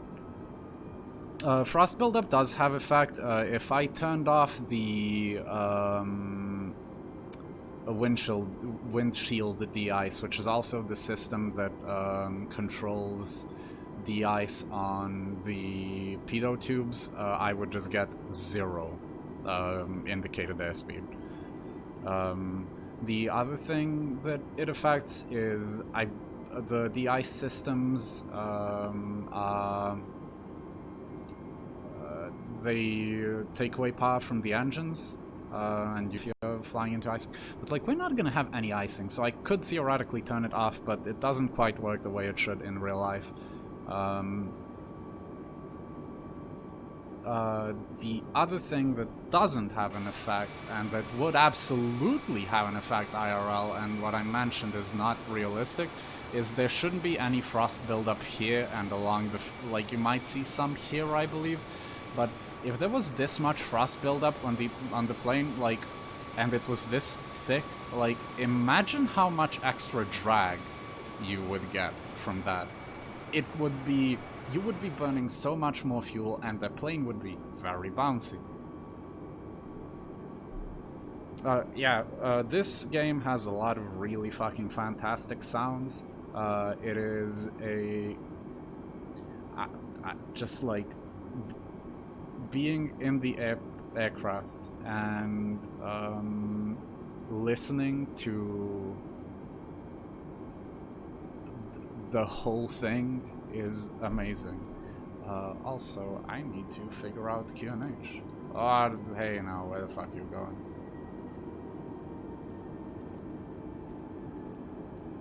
The autopilot for descent is quite moody. Let's see. No, that's Shanghai. Packing. What was made 30 minutes ago. Our expected runway for landing is, according to our flight plan, to scroll up a lot. Your pilot should know the expected runway for landing by heart, but they don't.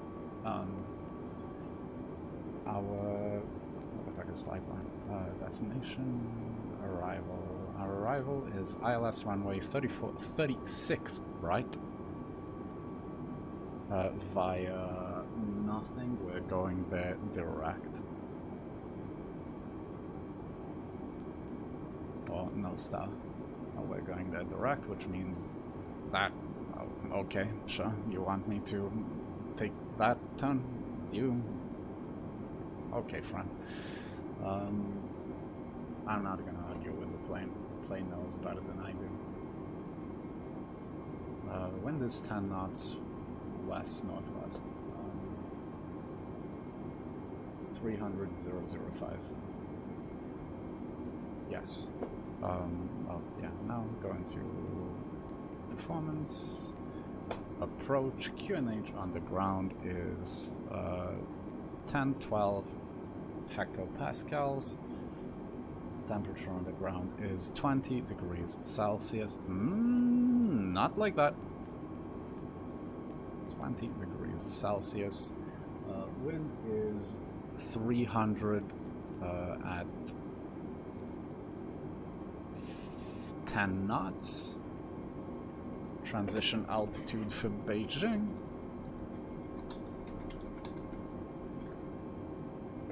is 9,800 feet. Fucking 800, please. MDA and DH, that's the MDA, and this is the decision height. You make decisions at this height.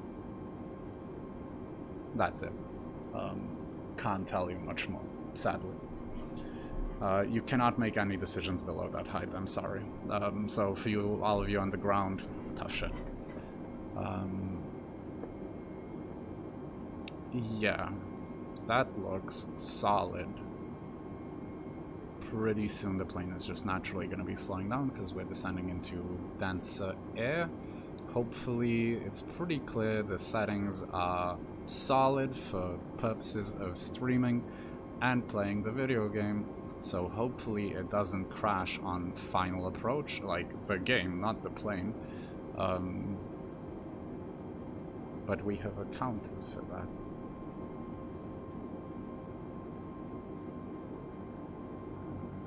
Will I have... is my descent rate enough to hit what I need to hit? No. Let's go a little bit more. The plane can descend pretty rapidly, and people will still remain, like, comfortable and not feel it.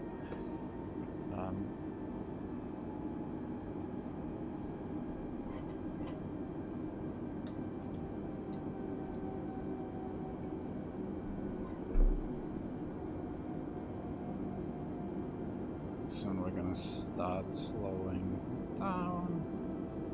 We don't need to start slowing down quite yet.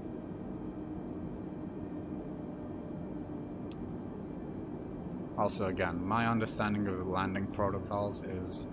Also, hello! Welcome, guest.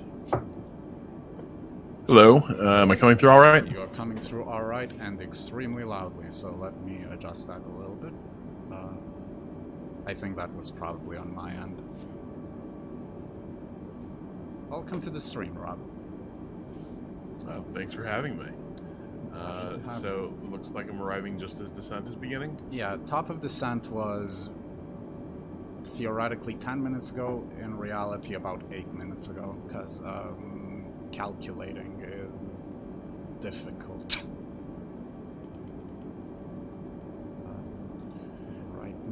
the flight was from, or still is, from Shanghai to Beijing, from Shanghai Pudong International Airport to Beijing Center, I believe. That's what the airport is called. About 1 hour 40 minutes of flight time. Block time, which is let's see. Is this a route you know, or is this one you're sort of... Absolutely not. Time flying it was a quick test flight last night. I am from Serbia, so I have mostly flown around Europe and those regions. So, you're doing something that I haven't had the nerve to do yet, which is, it seems like you're really making the most of the 3D cockpit, the fully interactive cockpit. Oh, yes. I am just using the basic controls for every plane. So the same buttons on my setup do the same things. And so I've never done anything like what I saw you doing a minute ago, which was setting your altitude that way and then sort of dialing in a descent rate, right? So for me, I'm just using basic pitch controls and then adjusting trim on top of that. And so my flights tend to be pretty bumpy. Yeah. But how much time did you spend? What was your process for learning the cockpit? Well, the process was, as I mentioned a little bit ago, was how that I just looked up videos of people doing really solid tutorials on setting all of this up and in-depth setting the flight management system up as realistic as you can do it within the simulator. And yeah, that's kind of how I went about it. Just watching a lot of tutorials. I really wanted, at some point I got it in my head that I just want to learn how to fly this, and then I suppose just did it. I was helped I guess by the fact that I'm currently unemployed, so I have a lot of time to burn, and when the game came out, university hadn't started, so I had even more time to burn. So I basically spent every waking hour on this game for about 2 weeks, and through that I kind of learned the basics of it. And it has been a really, really interesting procedure.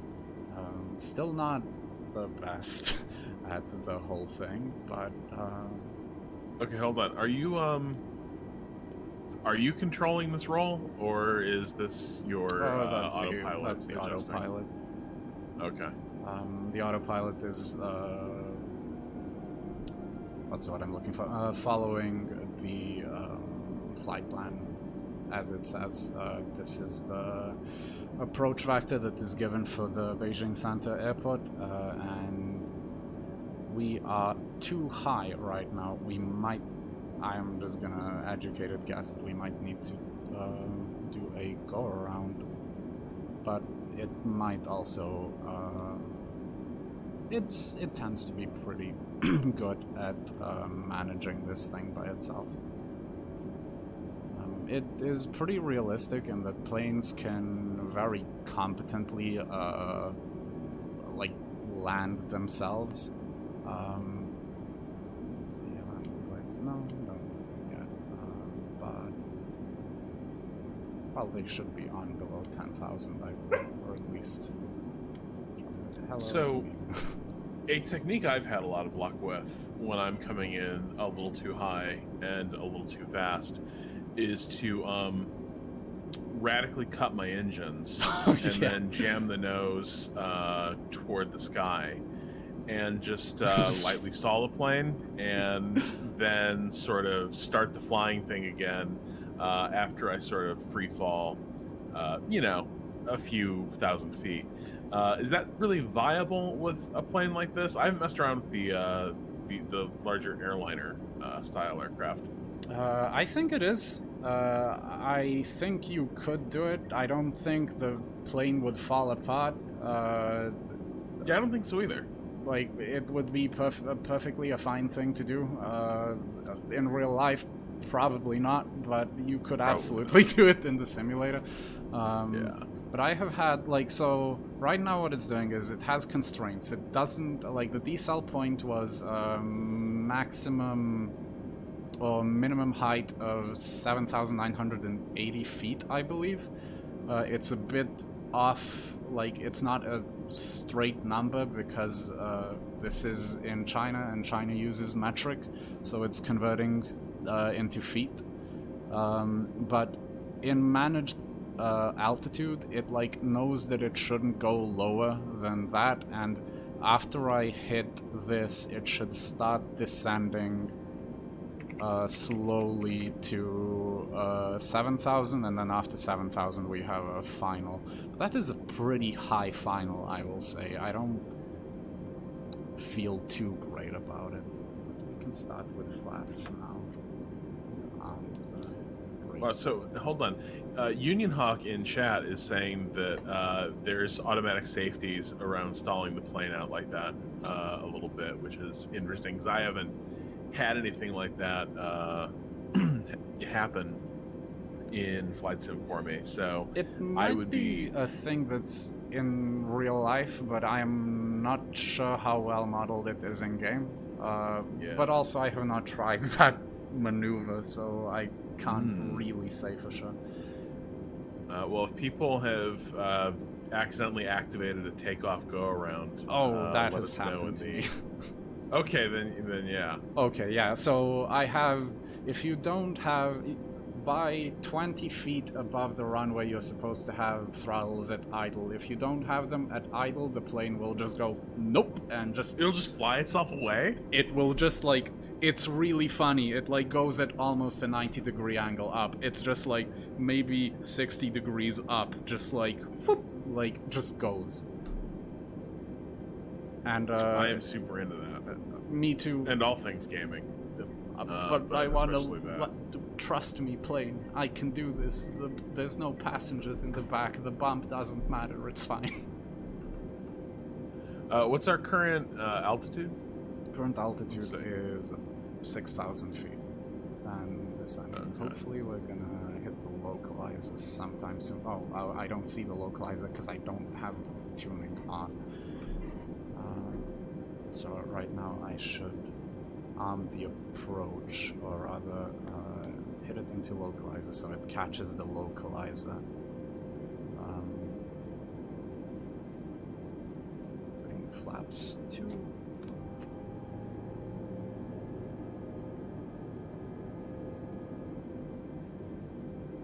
It's gonna level out really, well, not level out, it's going to catch this really soon. No decision. It's telling me that I do not have a decision height because I haven't set one, because I do not understand that much. We can arm the approach. No, it still needs to catch the... Whoop, that's the expedite button. Still needs to catch the localizer. Yeah, sorry, I'm probably just gonna motor mouth a shitload here because landing a plane is very involved work. This is not the way I do it. I have definitely had landings where I'm just like, alright, we're gonna land this, definitely. Is it going to be usable afterwards? Who can say? That's not a question for me. That's for the maintenance crew to decide. But I have definitely had, I'm also gonna just manage the altitude at 3,000 because I don't trust the current rate of descent. Definitely had landings where I realized, oh, I'm too high.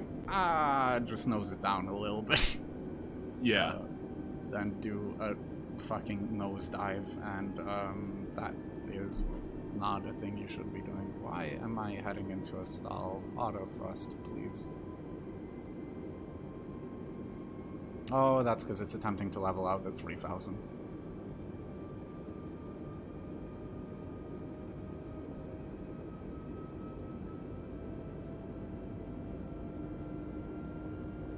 Also, mentioned a little bit more about this possibly later, but thank you a lot for mentioning Take on Helicopters, because that is a very absurd video game.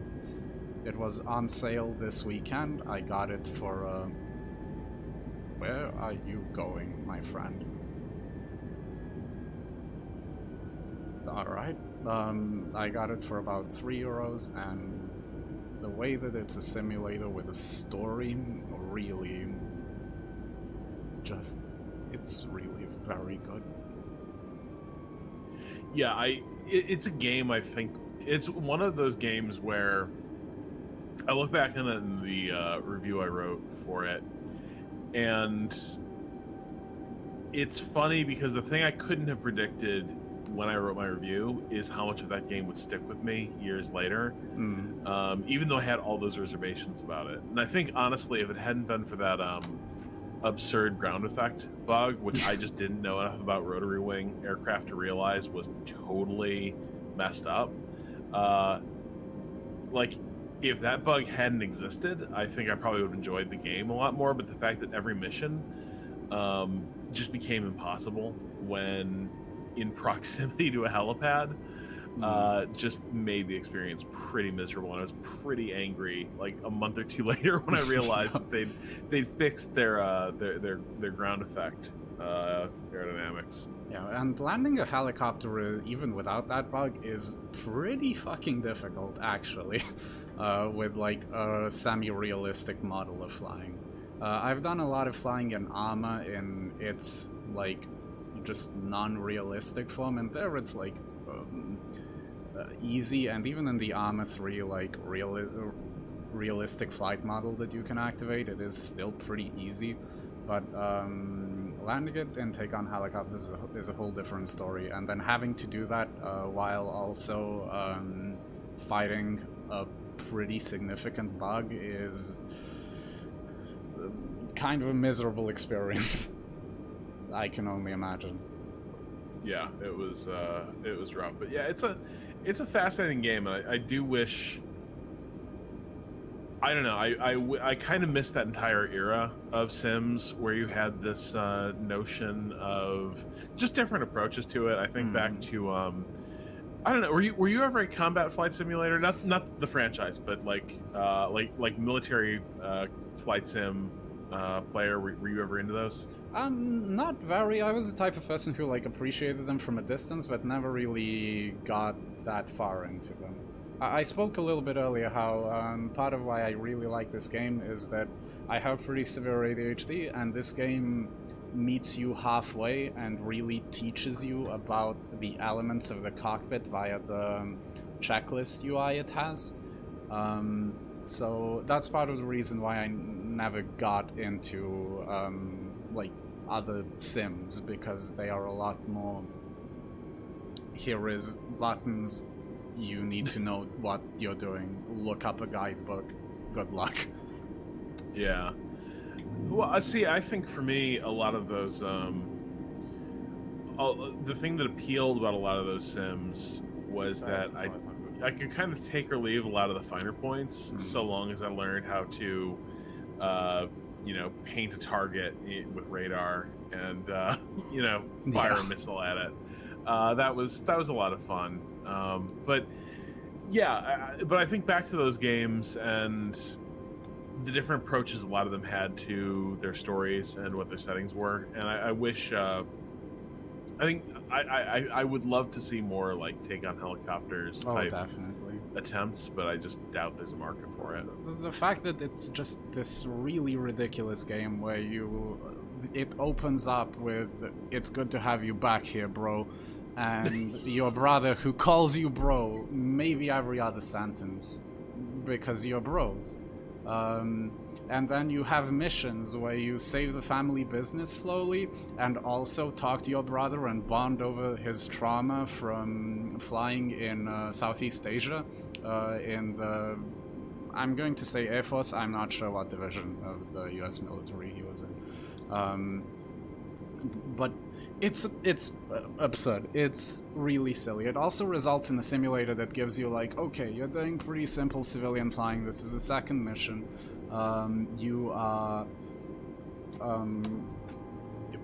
you are contracted to fly around and like spot whales and do like nature photography of whales, and then you come back to your office and talk to your brother, and he's like, okay, I'm ready to open up a little bit more. Doesn't say that directly, but then says that through other words.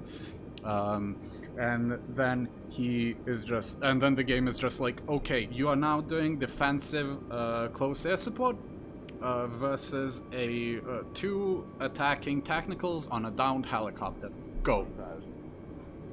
And it's just, I love it. It is very slow.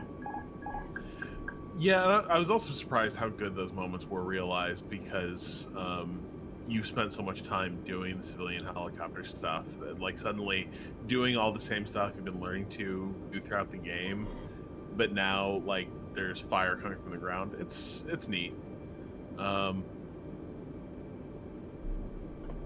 Okay, so that's our runway?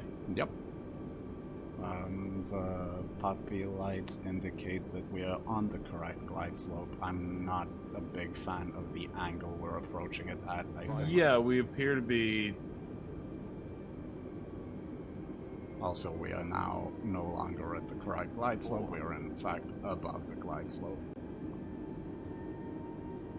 Yeah, we're gonna probably land on the grass, but you know what? Any landing you walk away from. Yeah, exactly. Is what I've been taught. 200,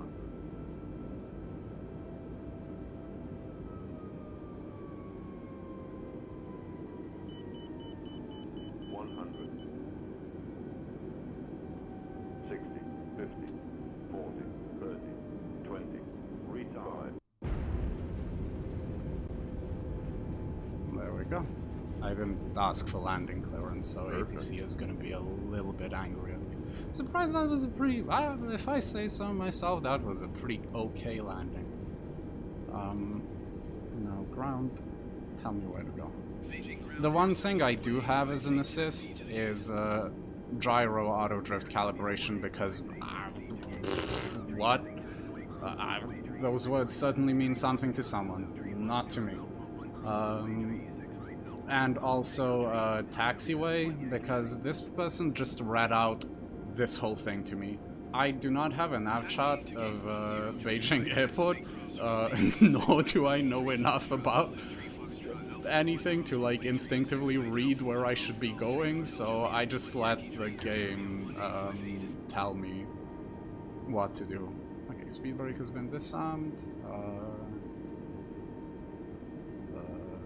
Oh, it also has this annoying bug where occasionally you have to resize the ATC window to let yourself actually push any other button. So if anybody else runs into a bug where you just can't push buttons for some reason, open up any of the menus and resize them. But yeah, sorry, I had to interrupt there because I was getting pretty focused on landing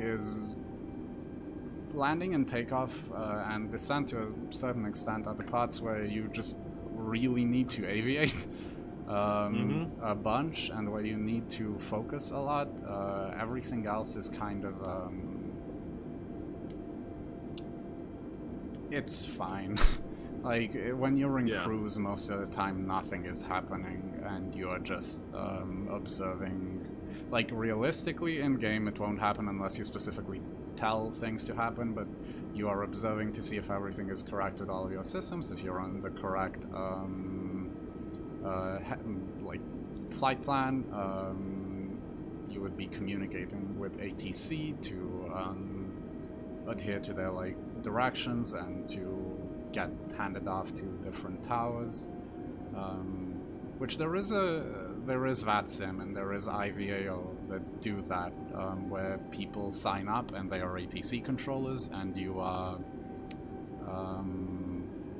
you're a pilot and you talk to them and they navigate you.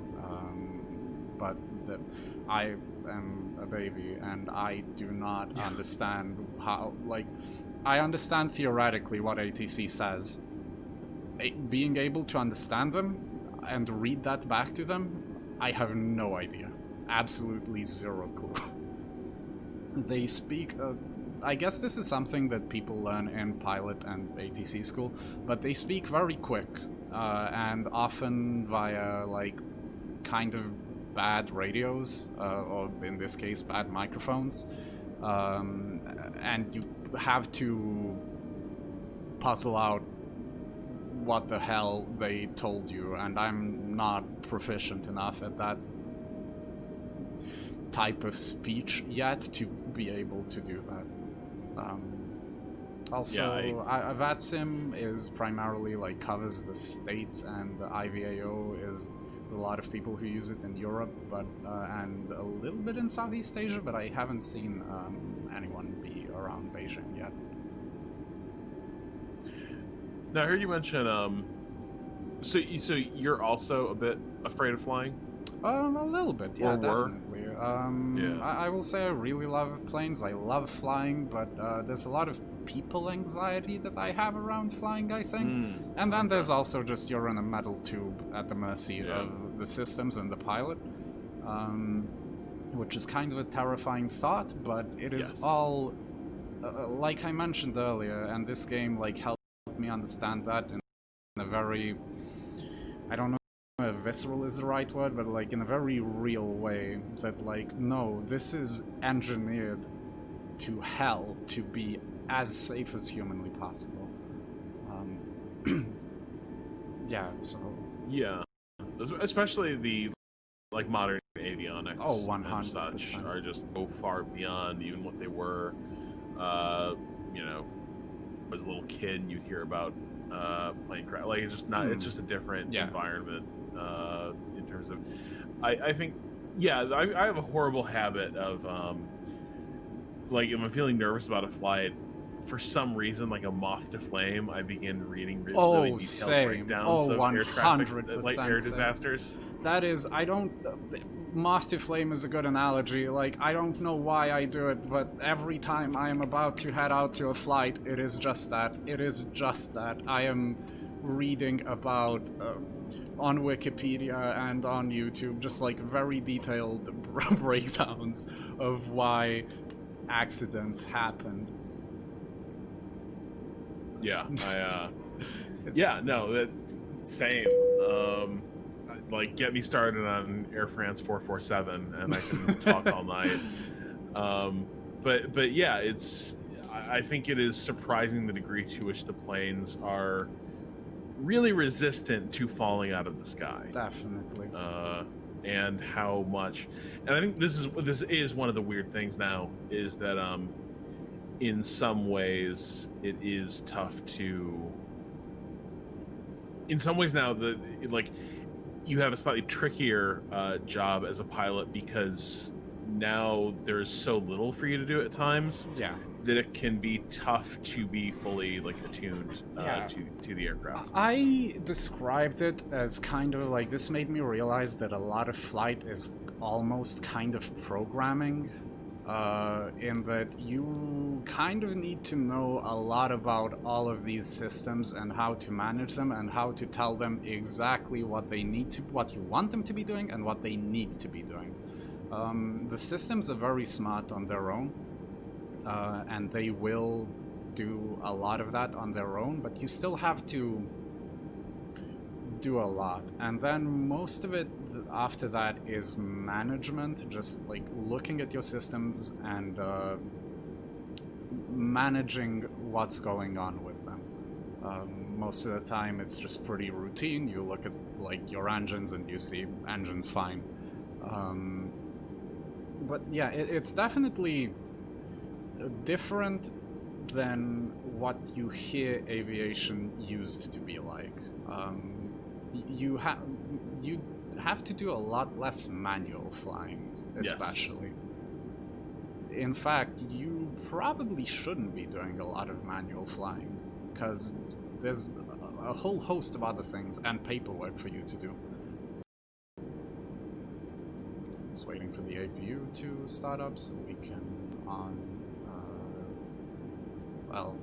oh, APU is on. Wait, is it? No, it should be saying avail. Then you Oh. can cut engines. By the way, about this is probably like 40 minutes or an hour ago. I saw an external view of the aircraft, and it looked pretty heavily iced up. Yes. Around the engines. And I just had a quick question. That looks like a lot of ice. It is a lot of ice. Was that too much ice? It is way too much ice. Was there an issue? Yeah, that is an issue with the simulator. The simulator doesn't quite model icing the way it should. I have talked about it a little bit. That ice tends to form around the like leading edges of the wing, and here is It was like you were flying a chest freezer. Yeah, basically. It should never form here because that's not how that's not how physics of flight works at all. Right. Also, it wants me to be a little bit closer to, but then it won't. Okay, I'll move up. Well, I mean, nobody's disembarking from this aircraft. Oh, absolutely. Nobody is allowed to. Yeah. Yeah. So, and the places where you see icing in this game, you will not see it in real life. It is not supposed to work like that, and the de-icing systems don't quite work the way they do in real life. Again, I'm not a pilot, so this is just something that I have learned from picking it up from actual pilots.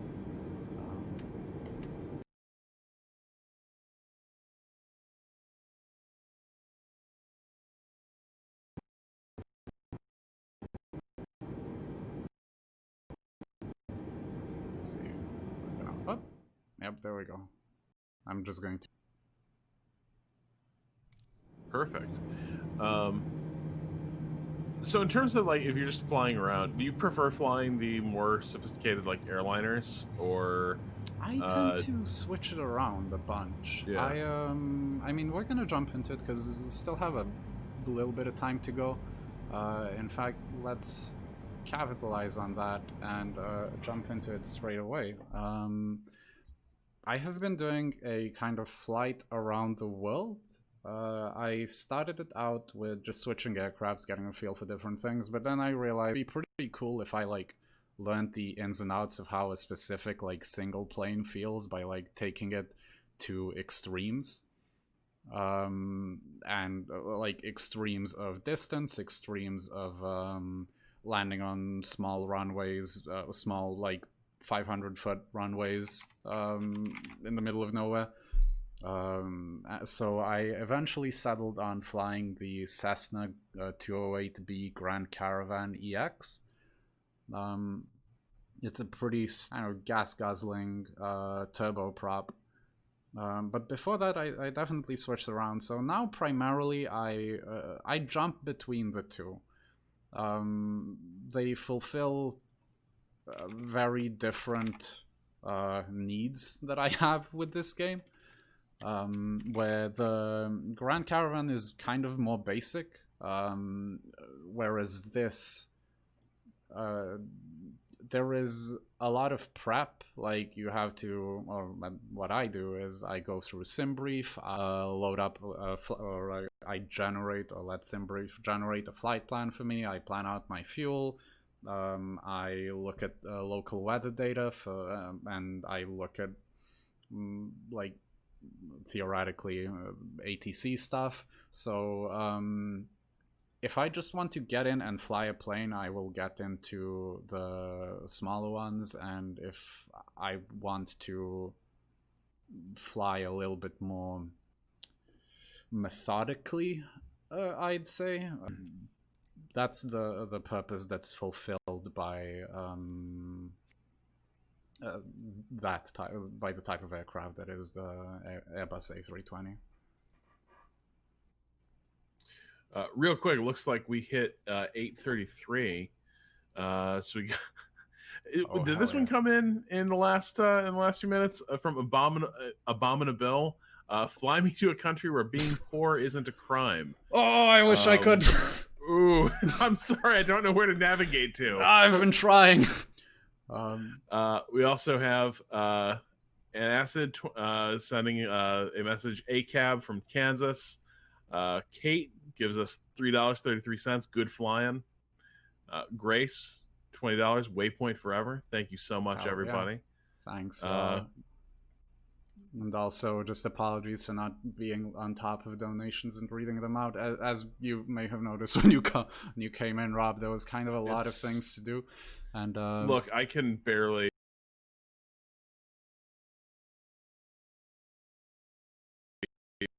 If I'm driving a stream, I'm basically just trying to like do that. And I realized because I have to have my flight plan open, I have to have stream things open, I have to have the stream chat open, I have to have Discord open, I have to have the flex temperature calculator open, I have to have local weather data open. So there's a lot of things in the background that I need to keep on top of that is pretty difficult to do when you're driving a stream solo. Yeah, so I got a widescreen monitor myself of the need to like do multi-monitor. But instead I find myself thinking like, what if I just went fully down the sim rabbit hole and put 3 monitors up and had one of them be like reference materials? That would be cool. Yep. Just keep all the quick reference sheets open at once. Would it be probably more efficient to just have a laptop with me? Yeah, but yeah. It would feel less cool. I mean, if you're doing it realistically, and this is the part that I talked about, we're getting into the part of life. What if you had an iPad or a tablet device with nav charts to your side that you could just use as a real pilot would? Right. And just have that as another screen. So you don't have to have more screens, you just have to have a tablet. So speaking of prop aircraft for a minute, so I've had this weird, I think in part because of flight sims and getting back into them a little bit, I've had a weird relationship change. I used to hate regional flights. And I'm aware that this is maybe a thing that's a little more common with like, if you live in the States, generally if you're flying anywhere, it's going to be a pretty like you're flying a decent area. There's not, for me, there wasn't a whole lot of requirement to do local puddle jumper type flights. But every time I would like go to those smaller airports and you'd sort of get off the big plane and you'd start like you do like three connections, and like each plane is smaller than the last. And I used to hate that because like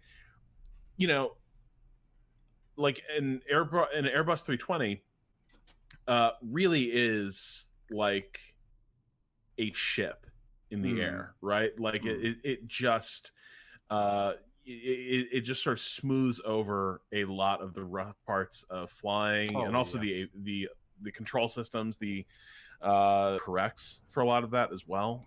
So they tend to be very smooth flights. Which in some ways makes me more attuned to when you run into a little bit of turbulence. And I would hate these smaller like prop aircraft. But these days, increasingly, I find myself kind of enjoying these smaller prop aircraft because in a weird way, I can recognize like what they are doing, what the pilots are doing. Yeah, exactly. And so I feel very connected to the plane. And so like I'll look around and I'll see people starting to white knuckle it. And I'm like, no, this is great. We just, and yeah, the fight's a little uncoordinated at the moment, but it's going to snap back. Don't worry about it. Yeah, it's like before flying in this game, I've never had the experience because in Serbia is a pretty small country and it's connected. Like, you don't really need to fly anywhere else. It's pretty poor, so you don't like really get to fly to a lot of places. There's just no need for it and no money for it. So I haven't had that experience, but I have definitely had experience flying in a small propeller like this. Like, this is technically, you could fit passengers in here. There's seats. And they are very bumpy. They are incredibly bumpy, but now I appreciate the bumpiness a lot. Right, because the bumpiness isn't scary. The bumpiness is just flight. That's Yeah, exactly. That's physics. Yeah, I think I started to enjoy that stuff more because also I think it's the I don't think I'm ever going to take up civilian flying because it seems like now every air disaster I hear about is often often starts with private flight. Yes. What happened here? It was a Cessna. private flight. A Cessna, comma. God, I had a friend from college. He moved here a few years back, and he just gotten into flying. And I shit you not, he had not yet qualified for instrument flying, but he was like, "No, dude, I'm gonna get my IFR certificates like in a month, and as soon as I do that and get my solo IFR certificates, you got to come up with me. I want to fly you. I want to take you up." And I was like, "No, that's a sweet invitation, not on your fucking life." Thank you, but I have commitments to get to. Sorry, bye. Oh, so how many stick hours have you logged? Oh, 80? Okay, yeah. No, I'm not doing that. Yeah, it's absolutely every flight accident. Most things you hear about nowadays are, again, a Cessna, comma, or a private, I don't know, insert model of aircraft that is used in general aviation. So yeah, well, yeah, people just don't understand. Like, yeah, like major airlines, major airports, like those ground crews inspect the shit out of these planes. Oh yes. Between every flight, like their maintenance records are like pristine and really thorough. And like, man, I don't know, you can buy yourself the fanciest Gulfstream, a lot still depends on who's caring for it. Yes, like major airlines at least have regulations and commitments to maintenance that they need to see through, otherwise they cannot remain operational, and they will also lose business because an accident will happen, and when an accident happens, people tend to fly less, so they will just, you know, they will be hit in the wallet a lot, and in more painful ways than somebody who like a mom and pop take on helicopters shop, let's say. Exactly. Tubes need to be on. That being said, which is why I really appreciate a game like Flight Simulator, because these little aircraft seem fun as hell, but I am really loath to ever actually fly in one. Yeah, unless it's a smaller aircraft that is like managed by a larger like company, and that you know that their maintenance people are doing a lot of work, because again they are going to be hit in the wallet very, very significantly if they don't. Not just the maintenance people, but the company themselves, and that their pilots tend to be a bit more vetted and have to go through certain that they also have like training regulations, and that they have to go through certain things to keep their license up to date. That is a hauntingly realistic ground crewman, by the way. He's also just gonna looking head bored through the propeller, like the ground crew in this game. Like you could get out and just push this plane, and theoretically you would do that. Pushback in this game is a painful thing. I don't know what he is doing. Is he challenging the plane? What is happening here? I'm not sure, because I can't release the handbrake. Because if I release the parking brake, the way that this turboprop, the way that the Grand Caravan goes, it just goes. It will just fucking go. It just leaves the moment you, just... Okay, do you need to reset? Alright, go away.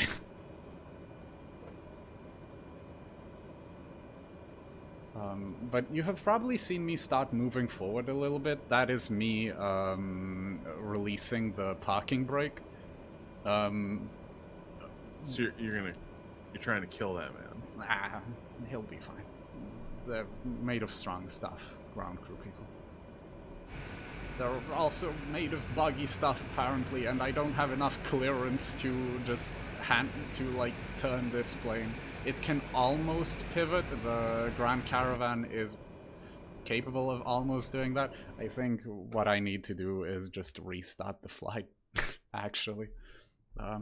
Because the ground crew bugged out completely. We're not gonna have a lot of time on this flight. We're probably just gonna be able to start it up and just see some of the genuinely beautiful scenery of the Himalayas. Yeah, that is also a thing that got me into this game specifically, the whole Bing Maps AI thing. That it just takes map data and just generates it based on real places. Was very okay, let's see if he has difficulties now. It was very appealing, especially as somebody who is an immigrant, and with COVID and everything, I'm not going to go back home for quite a while. So being able to fly there and fly over it was really, like, healing is maybe a too dramatic of a word, but it's kind of gestures at that. Yeah, this man just, like, doesn't want to do, and that's fine. You don't, like, if it's a bullshit job. Yeah, it is. He knows what's up. Yeah, like, if you want to slack on the job, that's fine. But please push me back. Well, that's not gonna happen. What we're gonna do is go to the main menu and start on the runway. Yeah. I went through the startup sequence, so people have seen how this plane starts. Some planes, like the 172, are very obviously meant to be used in the simulator for people who are going to go for a private license. So the startup checklist for that plane is really extensive. It has things like check seat belts, check, like, things that are noted by the game as something that, like, you can't just snap to a view of it. You like, would have to physically inspect that IRL. But planes like the Grand Caravan, for example, have a very basic startup checklist, which has, like, maybe 10 items. Like, your pre-flight checklist is just opening the fuel tanks so that fuel can flow into the engine, rather than, you know, in the 172 you have a whole pre-flight checklist where you're going through systems to see that they are working right, and where you're, like, you have to hold down the standby battery test switch for 20 seconds and watch the light to see if, like, the diode, if it's going to, like, flash, or if it's just going to be a solid light. Because if it's solid light for 20 seconds, that means the system is fine. If it has any disturbance, you need to stop immediately and hit up engineering. While in some other aircraft, like the Grand Caravan, you just have, like, hey, what if you pushed the on button, though?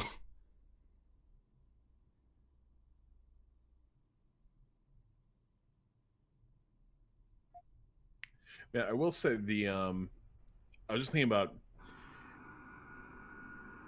like, speaking of visiting places you're not able to visit these days. Yeah, one of the first things I did in this game was I started flying over where I grew up and such, because haven't, like, you know, these are places I know pretty well, but haven't been able to make it back in a while. And visiting some regional airports I remember pretty well, and it was really cool. But also it reminded me of, so there's some regional airline, like super regional. We're talking, like, not bush pilots, because you're not actually out in, like, backcountry anywhere, but like super regional, like servicing, like, 2 airports basically in, like, rural communities. And the thing that completely trips me up about that is like these are like mom and pop airlines that run planes that I swear, oh god, I want to say one of them, like fairly recently, like in the last like 20 years, retired their World War II surplus aircraft that they were flying for ages.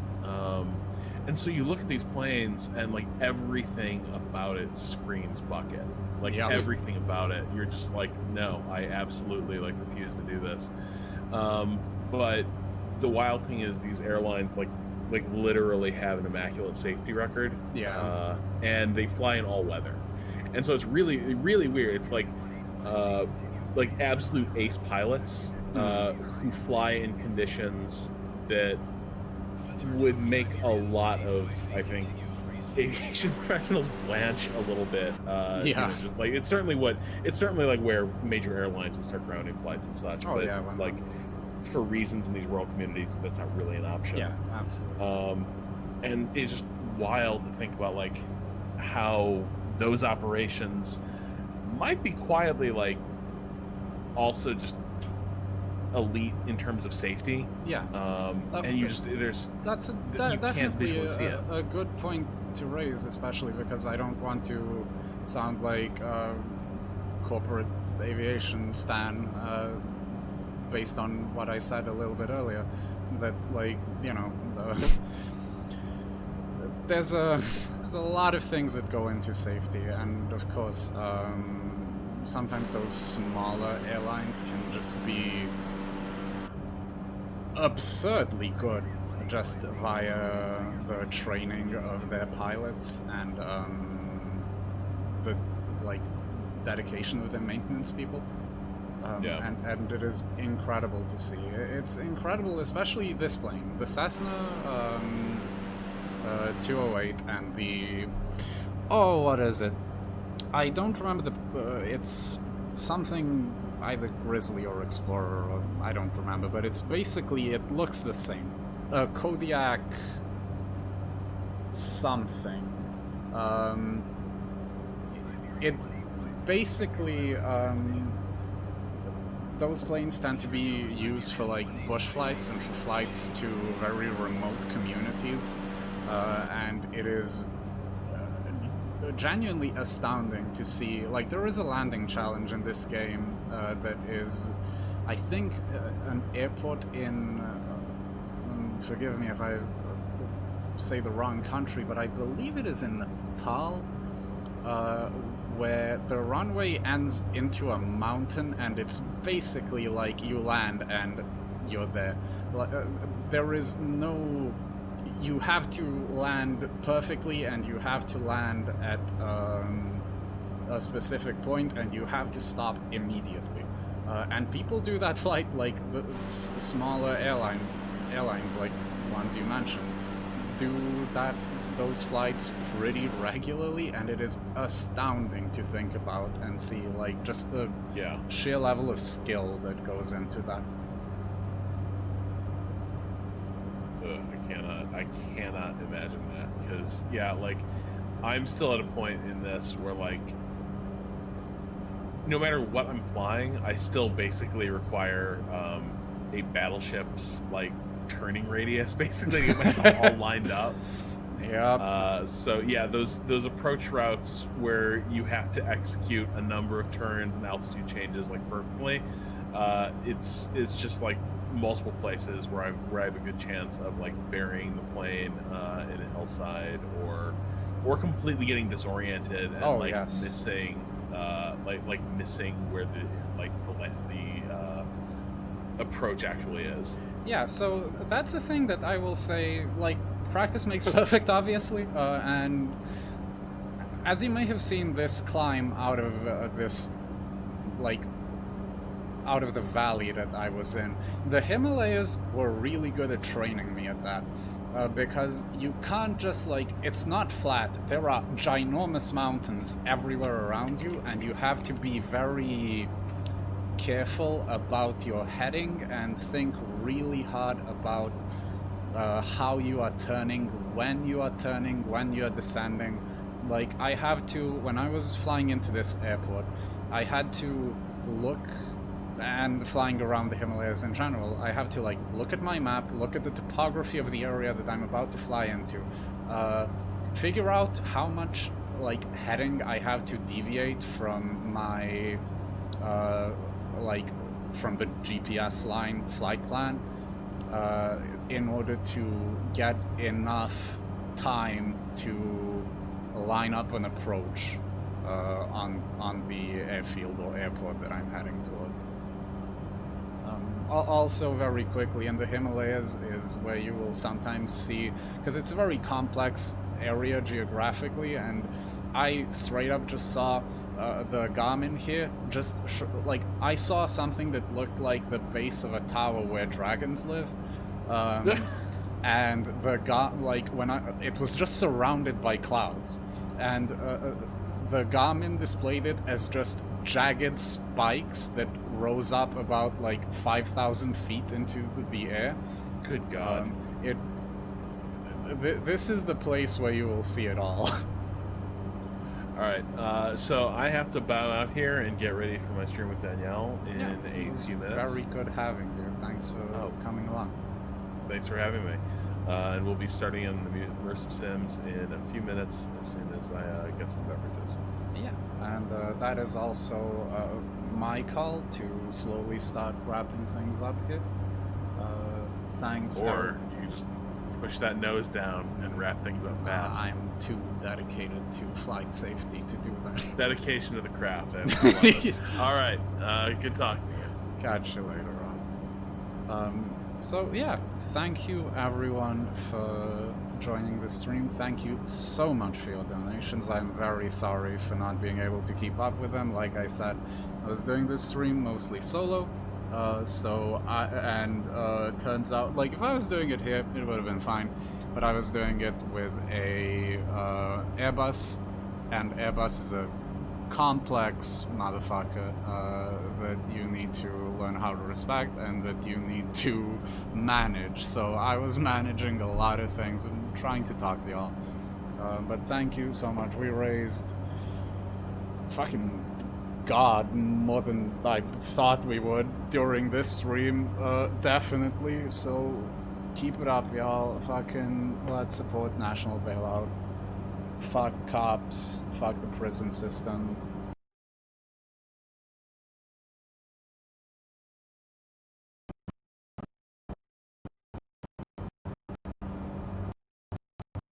You know, the usual.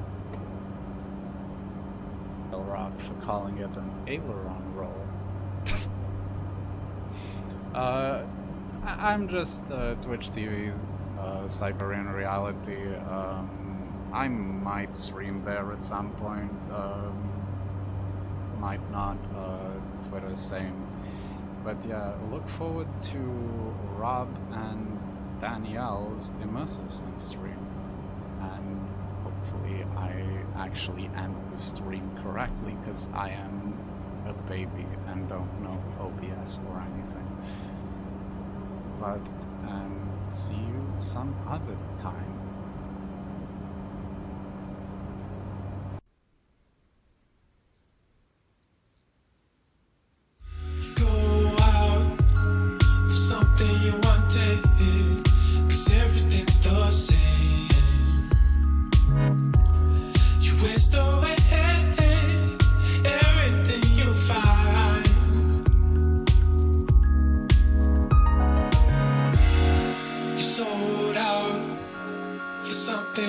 The future and the fear.